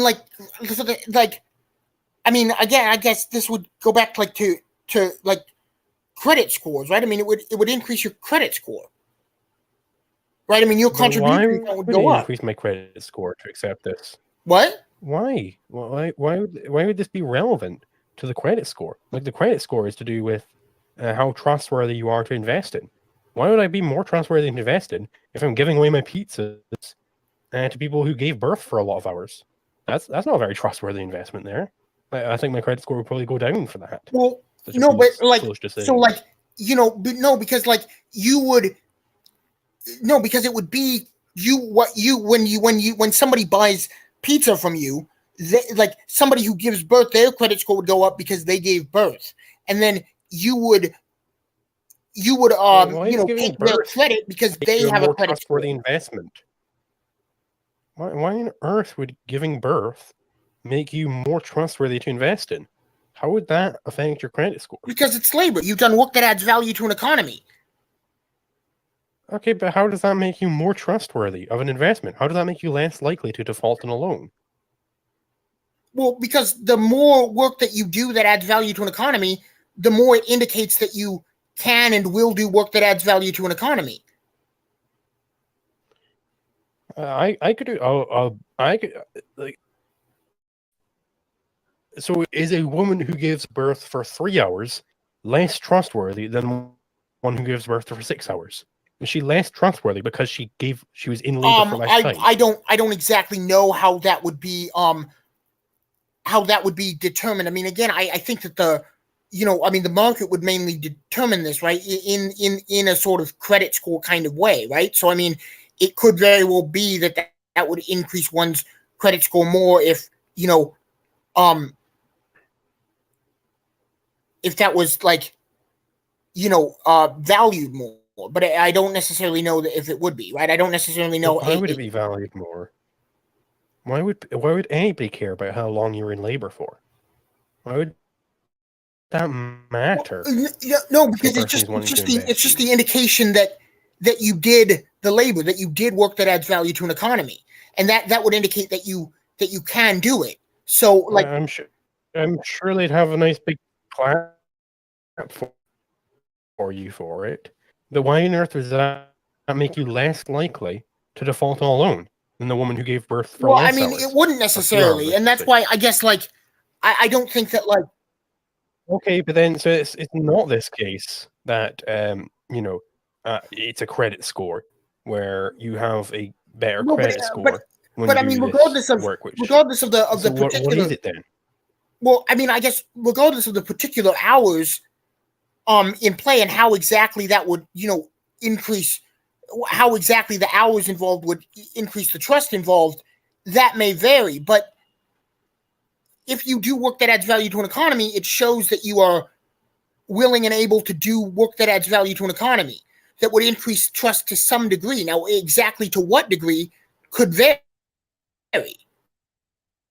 I don't see how it increases trust at all, though. You can imagine maybe I do a bunch of work which adds value to the economy. Maybe I just give birth all day, every single day. But none of this is going to make me any money to pay you back on that loan you gave me. Right? Giving birth all day, every day does nothing to pay back that loan you gave me. Like I said, I'm defaulting. I can default whilst doing labor. Well, every single moment. Well, I mean, I guess that might depend, right? I mean, like, so I'm just thinking because I'm thinking now about this giving birth thing, right? So, I know you're of course familiar with Murray Rothbard. You probably are more familiar with him than I am. But and so maybe I'm actually incorrect in this, but I recall Murray Rothbard talked about how he thought that there should be like a market for children, right? That like you should be able to sell children, and he thought that like adoption market. Right, sure, and he thought that then lessen the amounts of and I think from what I've read, a lot of people thought that this could lead to like breeders, kind of like the way that people breed dogs now or whatever. We might have institutions set up that start breeding kids or whatever and stuff like that. And I think that could happen if there was enough demand for children, then that could happen, and that could actually even be beneficial if there was a high demand for children. But I'm talking about merely giving birth, not giving birth in order to sell the guardianship of that baby over to some couple. I'm talking about merely giving birth, because merely giving birth is doing this labor that you speak of, but that does nothing to show that I'm more trustworthy to loan to. The only if I'm giving birth all day, every day, I'm not out there making money to pay back your loan. Well, wait, but if there were a business that started that paid you to give birth all day, every day, then you would be, right? And so I guess yes, if I'm making money, then that would increase my credit score. But I'm talking about merely giving birth. What I'm saying is I don't think that not giving birth. I don't think paid for it. Giving birth and doing nothing else with my time. Just giving birth. That's all I'm doing. Why would that make me a super trustworthy loan person? To a certain extent, this would be this would really mess up the market for children. I mean, to a certain extent, that would begin to lower your trust, because there wouldn't be, you'd begin to be adding less and less value to an economy, right? In the same way that No, whoa. You said women undergoing labor is adding value to the economy. It is literally it is, but is what you said. But the amount can depend on scarcity, right? So in the same way that if you robbed Fort Knox and then tried to sell all of that gold at once, the price of gold would drastically go down, because how much people would demand gold, the value that gold would be adding essentially would decrease, because all that extra gold would be entering the economy, right? So in the same way that But the fundamental point here is you claimed that undergoing labor makes you a more trustworthy person to loan to. Just undergoing labor, it makes you more trustworthy to loan to. So why wouldn't it be the case? We take the reductio case, right? Of undergoing labor, giving birth. But like I said, every single moment of every single day. Why wouldn't that make you the most trustworthy person to loan to on planet Earth? Yes, but if you recall, I also said how trustworthy that could vary, and it almost certainly would vary based on how much of a demand there was for the product of your labor, right? Giving birth, the product of that labor is a child, and so how much of a demand there were for children would affect how much value you're adding to the economy. Everybody in India, what if whilst I undergo this, everybody in India at the exact same time decided they were going to stop giving birth? So that's over 1 billion people just decide they're going to stop giving birth, and I'm giving birth every single day. I'm constantly in labor. Would this increase my credit score? Would this make me a more trustworthy person to loan to? I think it would, because again, you're doing this work that adds. How? Why does that make me more likely to be off the loan? If everybody in India stops giving birth, and you would have essentially monopolized the child market, so to speak. No. I'm not talking about giving birth and selling those babies off. I'm talking about just giving birth. Just giving birth. How would this make me more trustworthy to loan to? Well, because it whether or not those babies are sold off, it shows a potential for you to produce that thing, right? It shows a capability and a willingness to produce those things, just like producing anything. Right, if I. So you think I would be super trustworthy to loan to if all I did with my day was give birth? I'm never selling these babies or anything. I'm just always putting them in orphanages, and the investors know this. I'm making no money. I'm just giving birth every single day. Why on earth would they invest in me? Well, they know I'm not having any sort of income. Again, at that point, it probably wouldn't, because you have to have there'd be some. So then, just giving birth, labor is sort of made real by its product. Just giving birth doesn't increase. Just giving birth, therefore, doesn't increase your credit score. Giving birth and selling that baby, sure, that might increase your credit score, right? Because you show that you're able to get money in. But just giving birth, the mere act of giving birth, does not increase your credit score. Well, Okay, I mean, yeah, I guess, but that would, I mean, again, like, I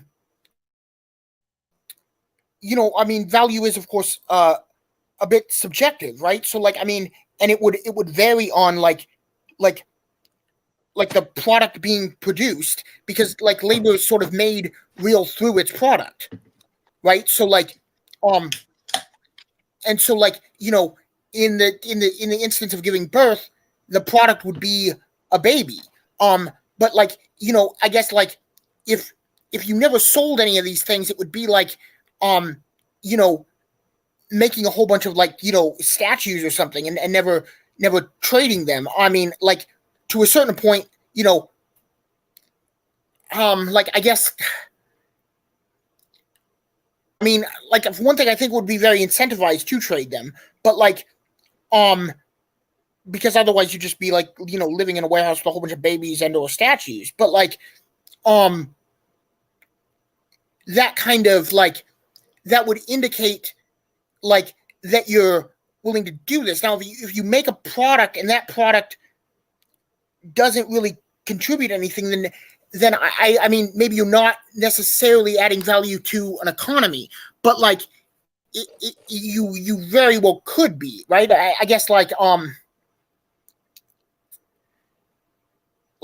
if you produce a whole bunch of, like, if you're like a sculptor and you make a whole bunch of sculptures or whatever, you indicate that you're willing and able to do that labor.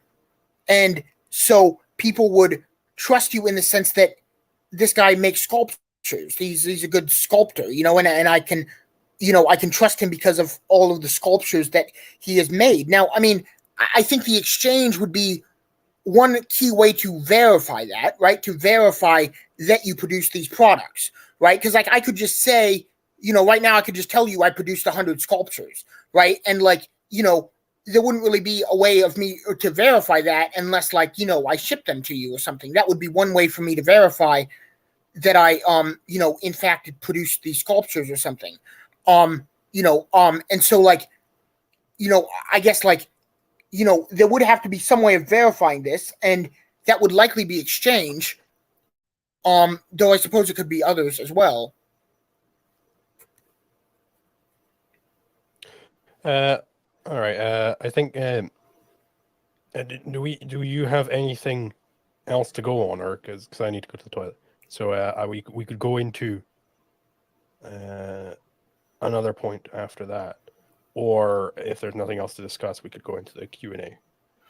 Yeah, there were a few other questions I wanted to ask you. But yeah, if you want to go to the bathroom, and then Okay. I'll ask you those, and then we can do the Q&A. Sure. Yep. I'll be back in a Cool. bit.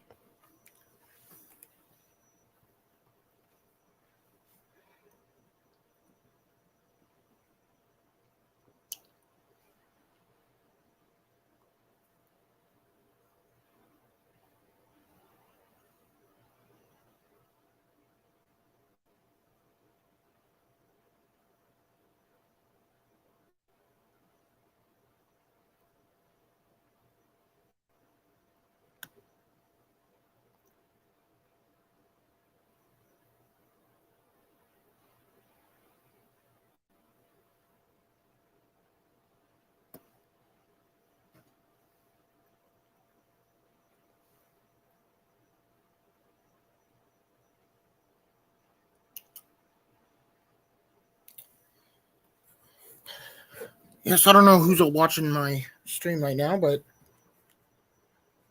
um,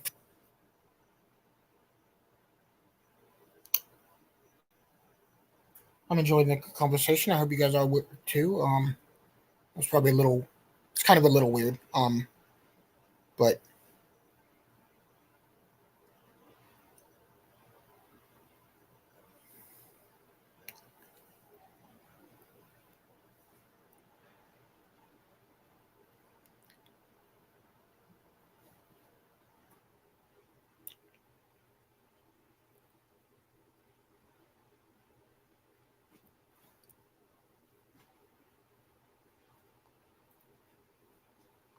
yeah, I noticed that too. It does seem like he's very focused on the gold. So maybe I'll ask him when he gets back in or whatever. Like what he thinks about I guess like true money, what he thinks that would be or whatever. I'm back. Oh hey. Yeah, so couple things I guess one thing just kind of came up in my chat or whatever. He said he's having a really hard time thinking of money other than gold. So I guess like a lot of your examples for money seem to be gold. Is that what you predict would be the universal medium of exchange in a free market system? Well, it's more likely to be a hard money than a soft money. But I'm not sure. It could be like, there can be salt as money. There can be, gold as money. There can be silver as money. A likely contender at the moment is Bitcoin, which very much could be money. I doubt it would ever become money. If we had a complete free market for all of eternity, we'd probably just be on gold, right? Because there's no real reason to adopt Bitcoin or something which has no use value unless there's government interference. But because there's government interference, Bitcoin's a likely contender because it's like the hardest money out there.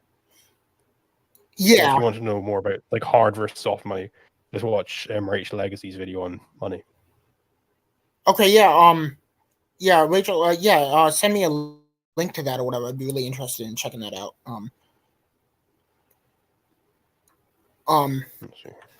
So yeah, I guess so some other questions that I wanted to ask you about so I guess one that comes to mind is like argumentation ethics. When you talked about that, it's one thing that you said that has always struck me as a little odd. You said that to argue that okay, awesome, check that out. So you said that if one were to argue that no one should ever argue, that that would be contradiction and therefore false. But that strikes me as an ad hominem, right? That strikes me as a kind of like that they're engaging in hypocritical action. Because I mean, it would be hypocritical to argue that one should never argue. And like to be clear, I would never make such an argument. I can't even imagine how one would begin to make such an argument. But just because one would be being hypocritical in that regard wouldn't necessarily mean that they're wrong. Well, I would say a good definition of what it means to be a hypocrite is that you're in contradiction, right? You're asserting one thing whilst doing another. That's the type of contradiction. It's a performative contradiction. And we know that contradictions are false. If in order to argue, you have to, like fundamentally what this is with respect to property norms is law is determined with how you resolve disputes. If you're going to be resolving disputes, then you have to be able to begin arguing. But if the way that you were arguing, if the dispute resolution that you're arguing for is fundamentally opposed to arguing as such, then you could never resolve disputes with your system. So it couldn't be a dispute resolution system. So this is why it's completely irrational. Okay, but I guess like if somebody's smoking a cigarette were to argue that nobody should ever smoke cigarettes because it's really unhealthy and everyone would be healthier if they didn't, they wouldn't necessarily be wrong just because they're being hypocritical, right? Well, something about what they're saying is wrong. Like, the smoking, you take together the two propositions that I should be smoking right now, demonstrated by their actions, and their actual verbiage of saying I should not smoke right now. Those two things together are in contradiction. But you can drop the performance of smoking and still continue arguing. That's perfectly it. You're perfectly capable of doing that.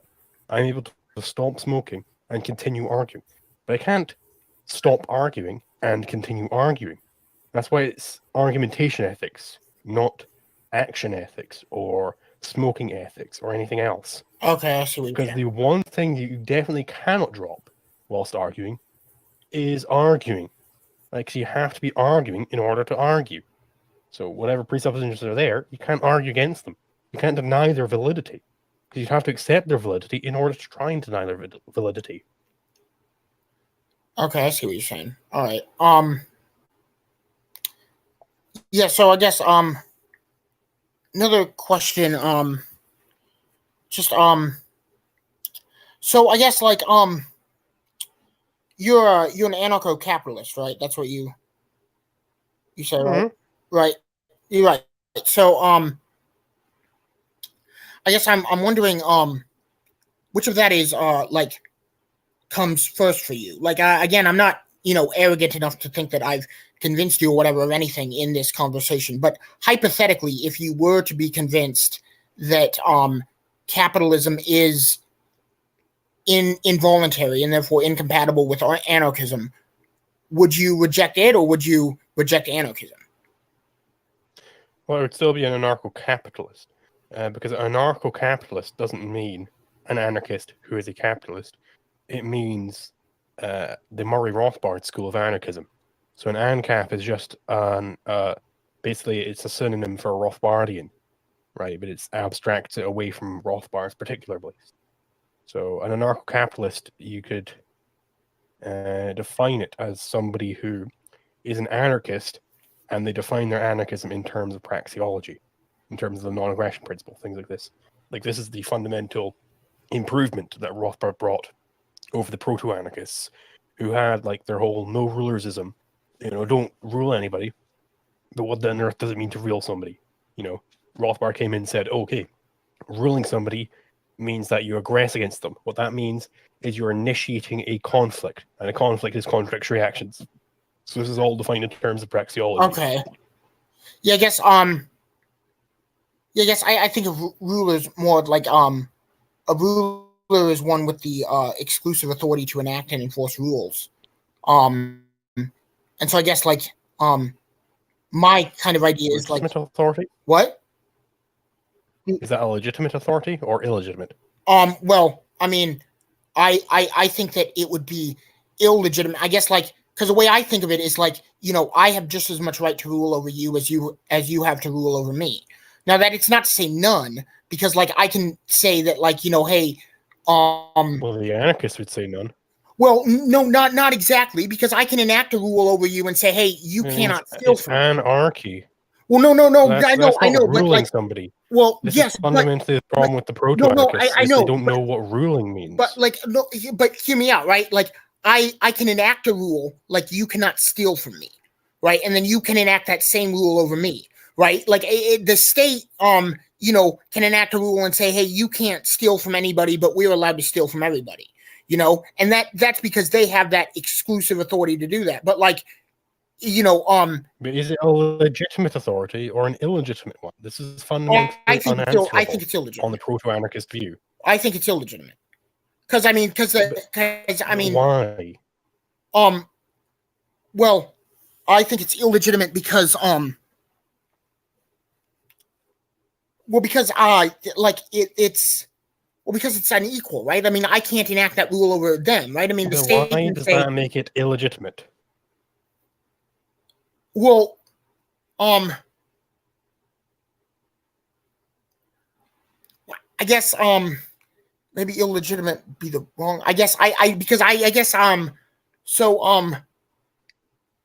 think it would be bad, and I guess that in my mind makes it illegitimate. So like to answer the question that I asked you, I would say that I am a mutualist, a voluntarist, and an anarchist in that order.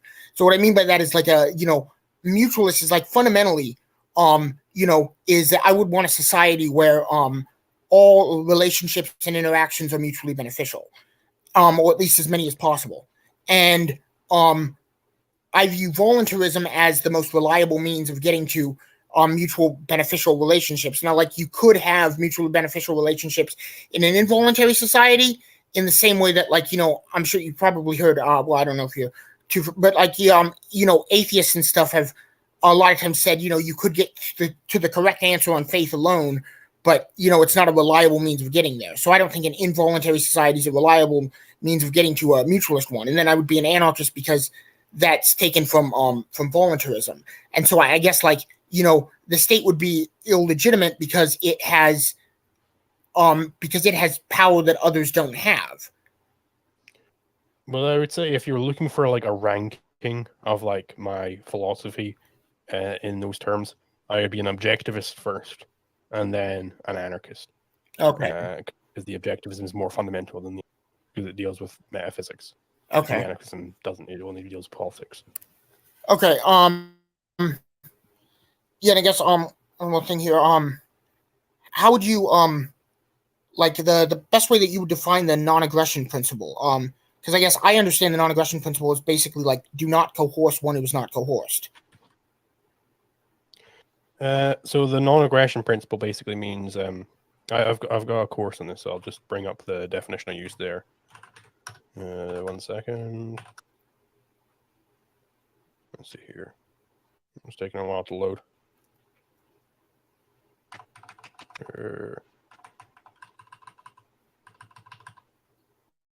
Yeah, so the non-aggressor ought be the director, or that the aggressor ought not be the director of some scarce means. These statements are contrapositive. So, if the non-aggression principle is basically saying, in some conflict over the use of a property or scarce means X between A and B, if A is the aggressor and B the non-aggressor, then B ought to be the one who directs the use of that property X. I.e., he has the property right in it. So it's the non-aggressor who should have the say over how the thing is to be used, rather than the aggressor. That's basically how I define the non-aggression principle. Okay.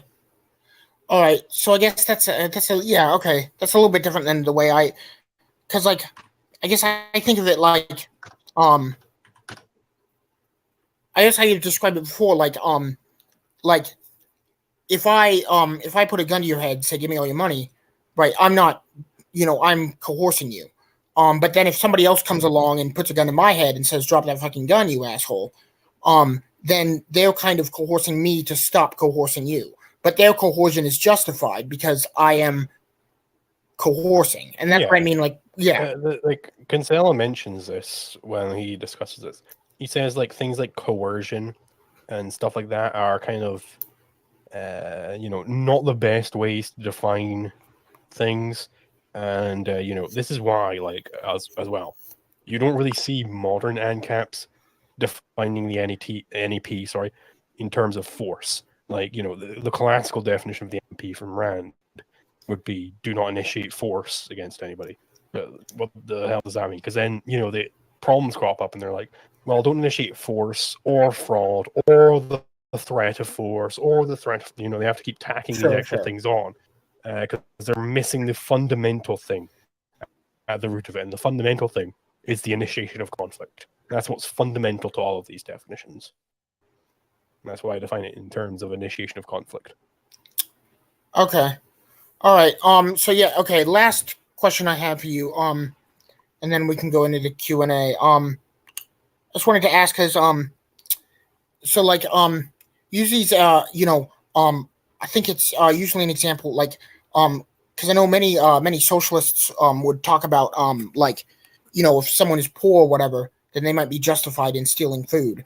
And I've heard you use the example of like if you had a hypothetical disease where you had to have sex with somebody, but nobody's willing to have sex with you, would you be justified in raping them?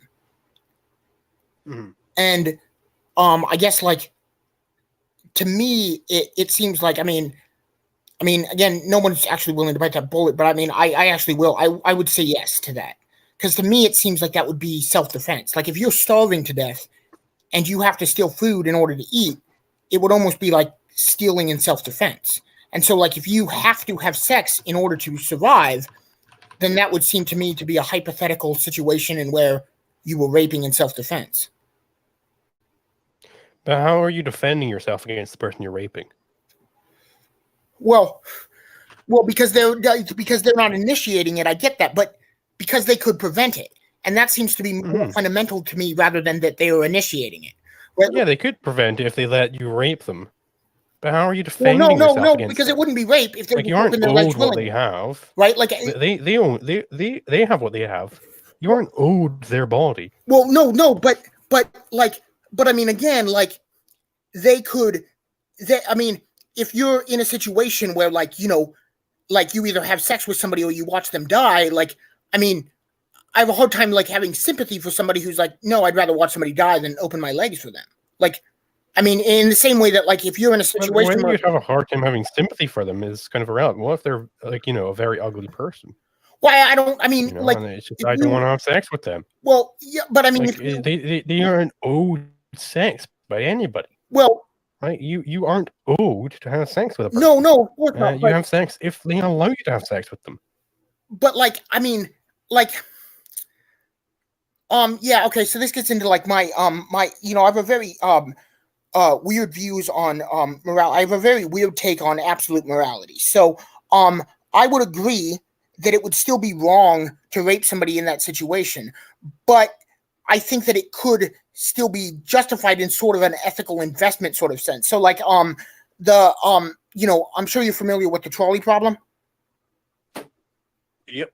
Yeah. So you know, if the idea is that, like, you know, of course the trolley problem, right? If you pull that lever, you know, 5 people live but 1 person dies.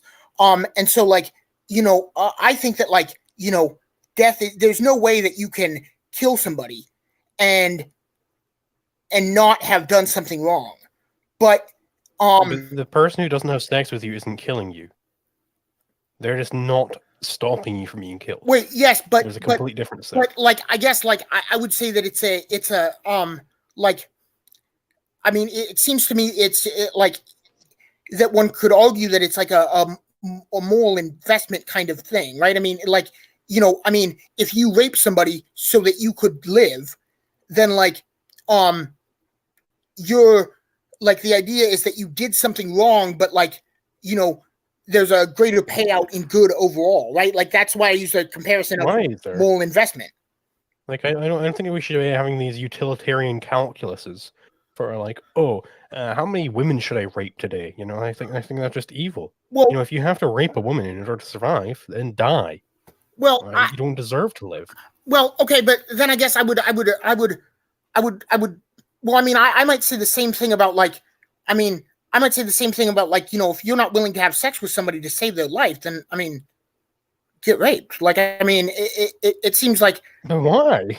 Well, I mean, so like, that person no, but you're not owed it. But I mean, why is their life more important than yours?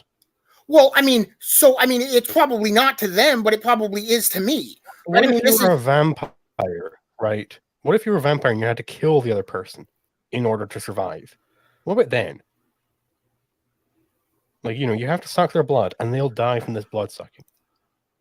Should the vampire be sucking people's blood and killing them? Okay, so I mean, again, I agree it would be wrong, but we could also expect it to occur, right? Like, I mean, like, because you can expect it to occur beside the point, right? We're talking about the morality here. Should they do that, or should they die and not be a criminal? Well, so this is where I would. Should they live as a criminal or die as an innocent person? Well, I mean, I would personally rather live as a criminal than die. But why? Should you? Should you live as a criminal? Should you murder people? Well, no, it would be better to have a system where I wouldn't have to, right? Should they give up their life? Should the person being murdered give up their life? No, it would be better to not be in that situation. But I mean, like, this is why I'm kind of like. But like, given they are in that situation, should they give up their life for the vampire? Well, I mean, should they do that? Not really, right? I mean, like, this is why I would connect. Okay, so then the vampire shouldn't be killing them, unless there's morality for thee, but not for me. Well, no, it's either the vampirism should go forth or not. Yeah. So, I mean, it would still be wrong, but like, it could also be like, it could also be right in some other sense. Like, I mean, again, this is where I think that there's a way to connect the subjective theory of value to ethics in this regard, right? I mean, if the vampire had to kill somebody so that they could live, then they would do that if and only if they valued their own life more than they valued the other person's life, right? Okay, but this is not talking about an ethical analysis. It's not talking about what they should be doing. It's talking about predicting what they will in fact do. Right? I agree that they will in fact kill the other person, if and only if they value their own life above the other person's life.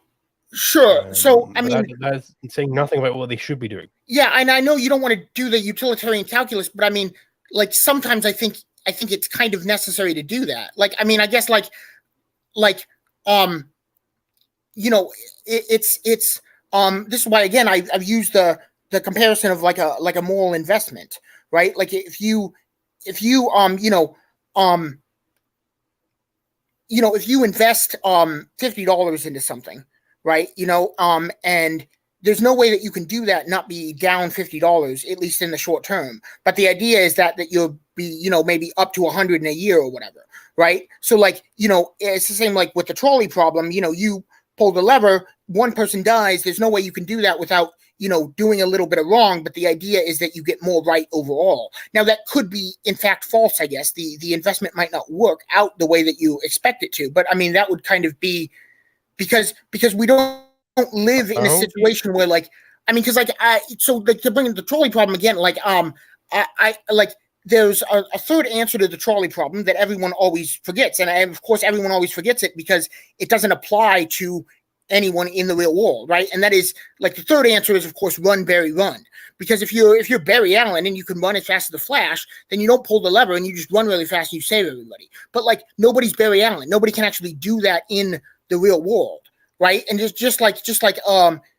even though that would be the most ethical thing to do because you don't do anything wrong in that situation and you just get all the right, in the same way that to use the investment comparison, invest $50 with me in a year you get 100, or don't give me anything right now in a year, or just give you 100 because I think you're cool, right? I mean the latter one is not even an investment at that point, but it would be the best investment to take, right? If those were your two options and all other risk factors were equal, right? I would ask, how do you combine right and wrong? Because you said, in the moral calculus over time, you might be in the black. You might be up. But how do you combine, like, oh, today I murdered a lady, but yesterday I gave a homeless man a pound? How would you combine these events to determine how moral you've been over the week? Well, I guess like those things wouldn't necessarily be related. And I mean, I think it would be tricky, but I don't necessarily think it's impossible to do that, right? I mean, like, so with how would you do it then? Well, I mean, so with the traditional trolley problem, one could argue that five people are like 5 people living is better overall than one person living. Right, 5 people. No, I'm just talking about I saw a lady. I didn't like the way she looked, so I went up and stabbed her to death. But the day before, I gave a homeless guy a pound. How would I combine these events in terms of morality and determine how moral I have been for the week? These are the only 2 events which have happened in the week. How would I combine them? Well, I don't know. Like, I guess I don't know. Like, I mean, I don't think that those two would necessarily be combined or combinable. But like, I guess I don't. Okay, if they're not combinable, then what is combinable? If these two aren't, what would define the set of moral situations which are combinable? How would you go about combining them? Well, I mean, like my example with the trolley problem, right? I flipped the lever and essentially killed one person so that I could save 5, right? I mean, if you killed that one ugly lady to save the world, like, I mean, like, if there were, I guess you could combine them in some. I mean, I'm just gonna go crazy hypothetical here, right? Really advanced aliens come and say, we're gonna blow up the fucking world unless you kill that ugly lady, right? Then you could say, well, I mean, I guess like, the world is worth more overall than that one ugly lady on the street. Why? Well, because nobody exists, including the ugly lady, if the world doesn't. Okay, why does it make it moral to kill the ugly lady? Well, because well, again, I'll be clear. I don't think it makes it moral exactly. It makes it because It's there's no either way you could moral do or it it's without. immoral. There's Or no way it's you could. amoral, I suppose. There's no way you could do it without doing a bad thing. But I think No, you could definitely do it without doing a bad thing. You could abstain. That's not doing a bad thing. It's abstaining. Abstaining isn't a bad yeah, thing. but that's what I mean by doing it, right? I mean, if you didn't do it, then you wouldn't be doing a bad thing. But there's no way that you that's the correct choice there. well, wait, yes, but I mean, but then just letting the whole world burn is the correct choice. That's the correct solution. Okay, I mean, yeah, I if you guess. have to steal a penny in order to save the world, don't steal the penny. Don't do it. It's bad. Don't do it. Okay, I mean, all right, yeah, I guess I mean, like, yes, if sorry, I was just going to say if you're out of questions from your chat, we could see if there's anybody in the general VC of my Discord who wants to speak on it. okay, yeah, I guess, one question I think is, for you or whatever, where would true money come from? I don't know what is meant by that. Well, I think it's, talking about like, you said that like in a free market, money would tend toward being universal or whatever. So like, where would that kind of come out of? Mm-hmm. Well, so you'd have a bunch of exchanges, and then people would notice, hey, a lot of people, they like salt. Everybody's using salt. Everybody loves it.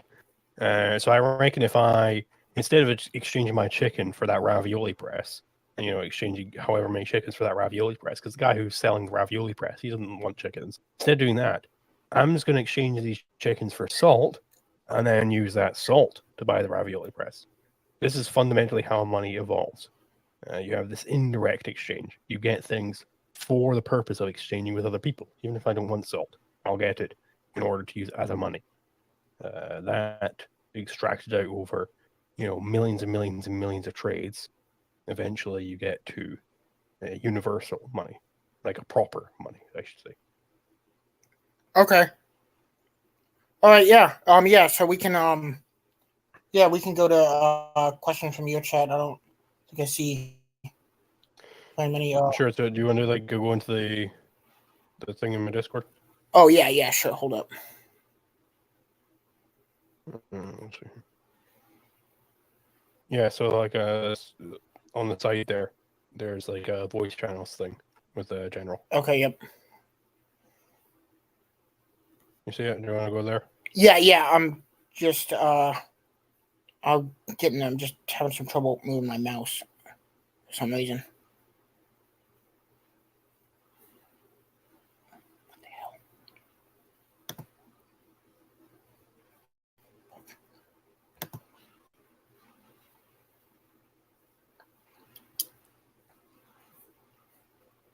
I don't know why this is giving me so much trouble.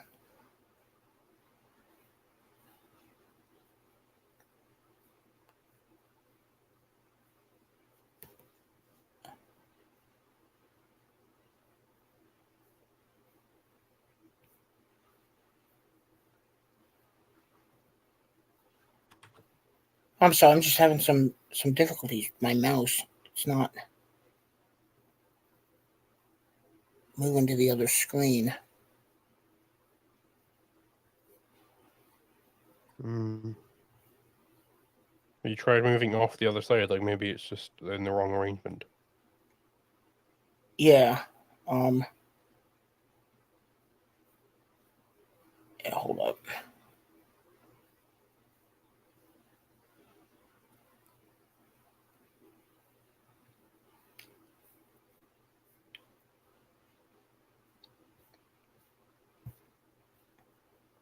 This doesn't make any sense.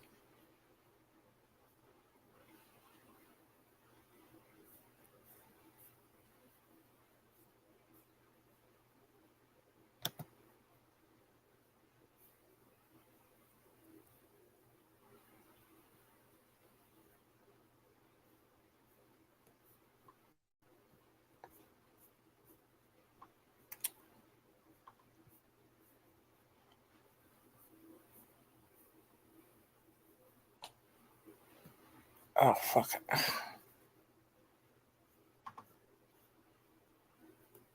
What happens if you alt tab? Can you alt tab towards Discord? No, that doesn't seem to be working. I don't know what. Usually I'm just like. So like, can you just not put your mouse on the Discord window?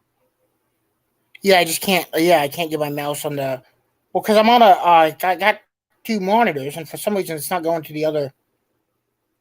Try putting off every side of the monitor the mouse is currently on, because maybe it's just in the wrong arrangement.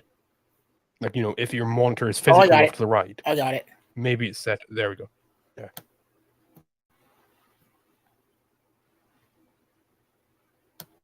So I'll see you in the general chat then. Yep.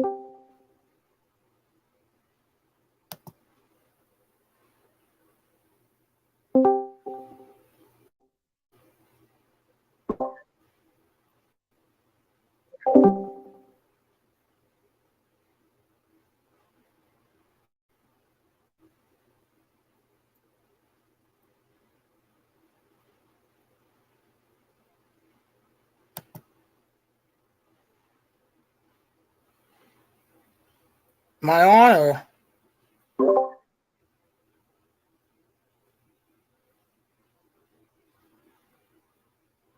Oh, push that.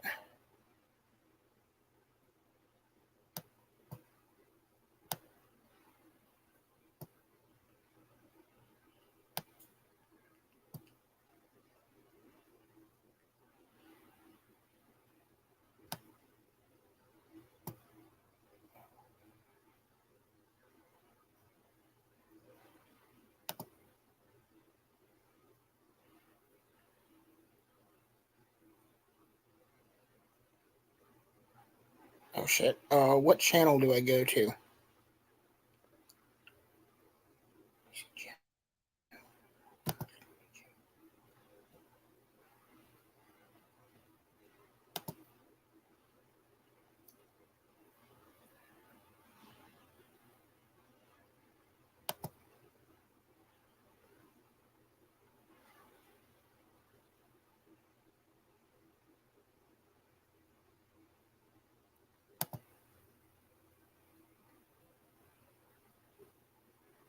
Um.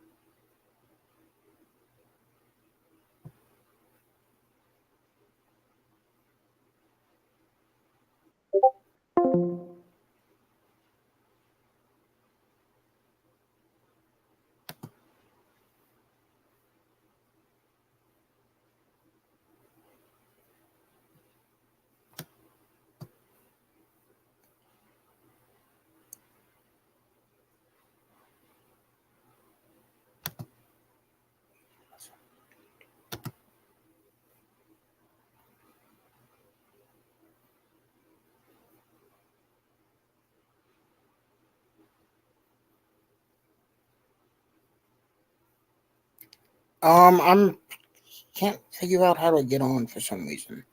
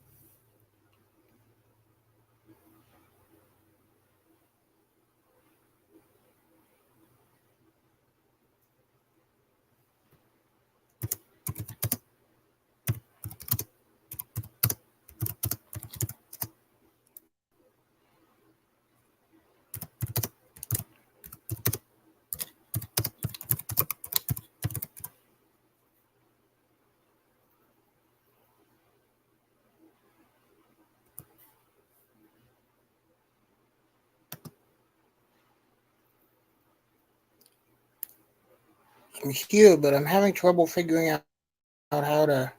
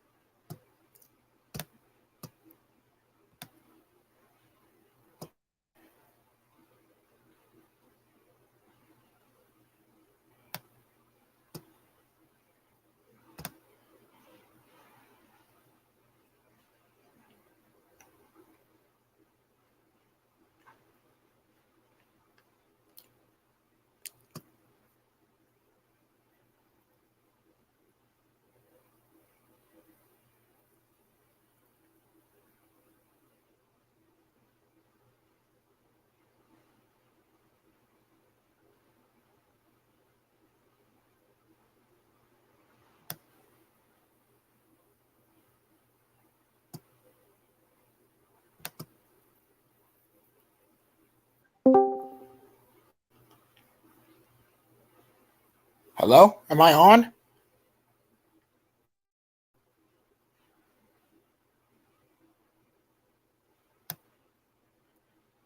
I can't.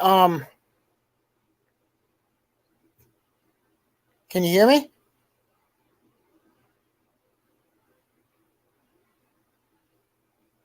Do I need to be in a different channel?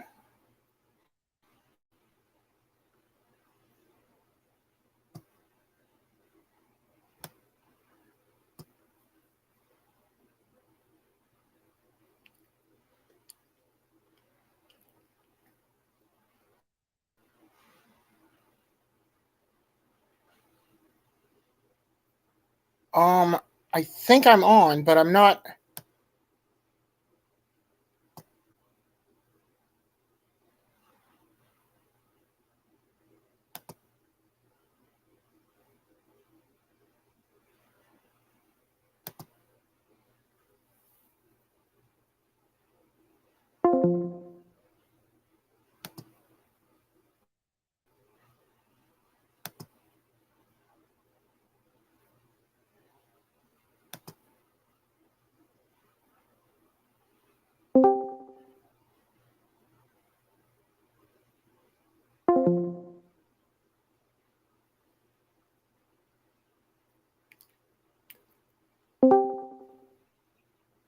Hello?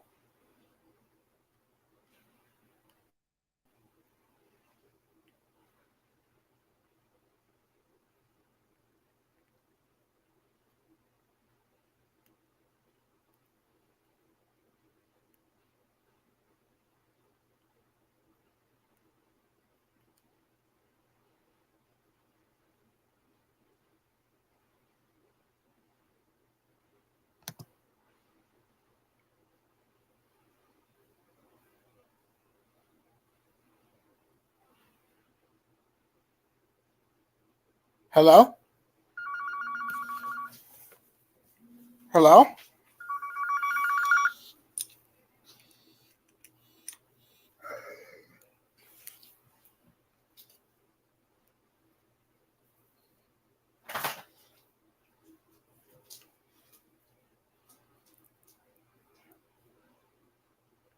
Okay.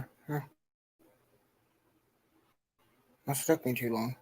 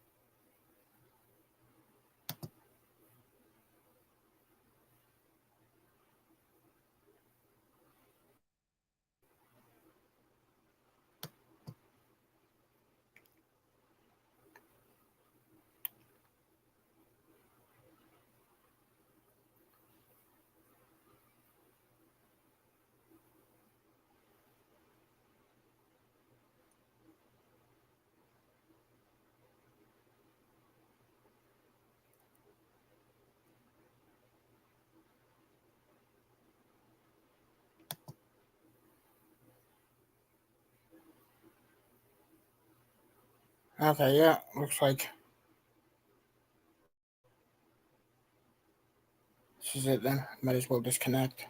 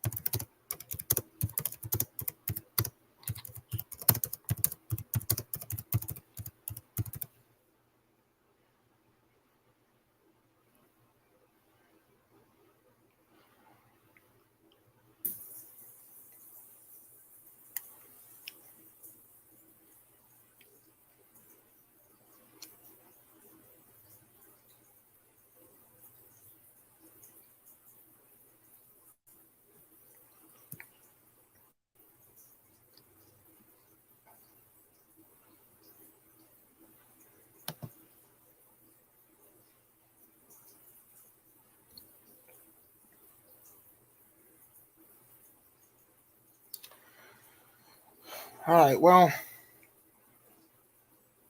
that was, I don't know, I thought it was good. I had a good time. Of course, I can't speak for him, but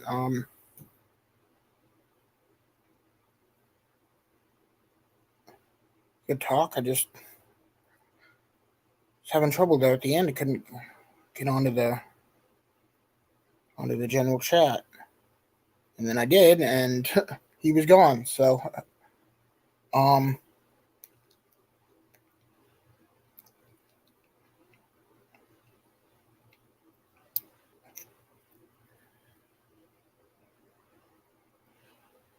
Yeah, well, I guess I'll probably.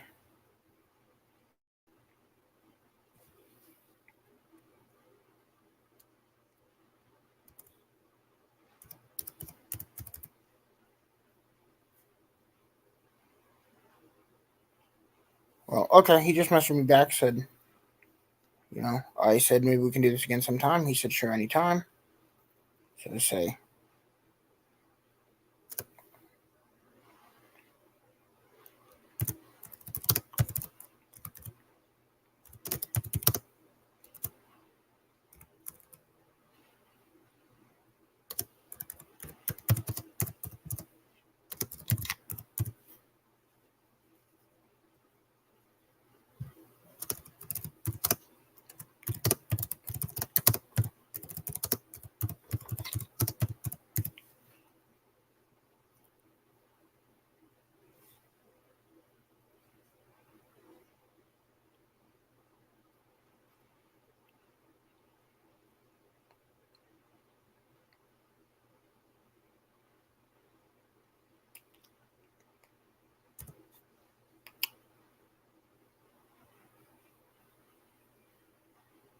Yeah, so I don't know, I thought it was good.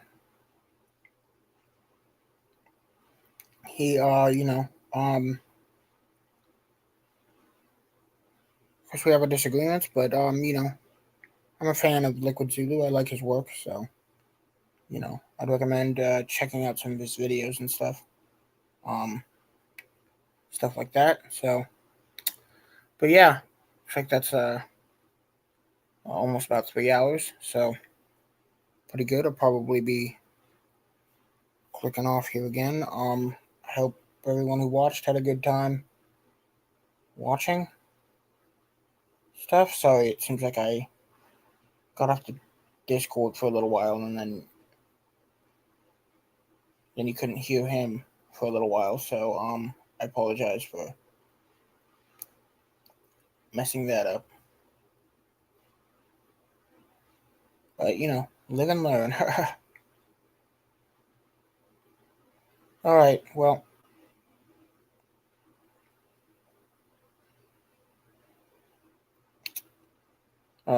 peace out, you guys.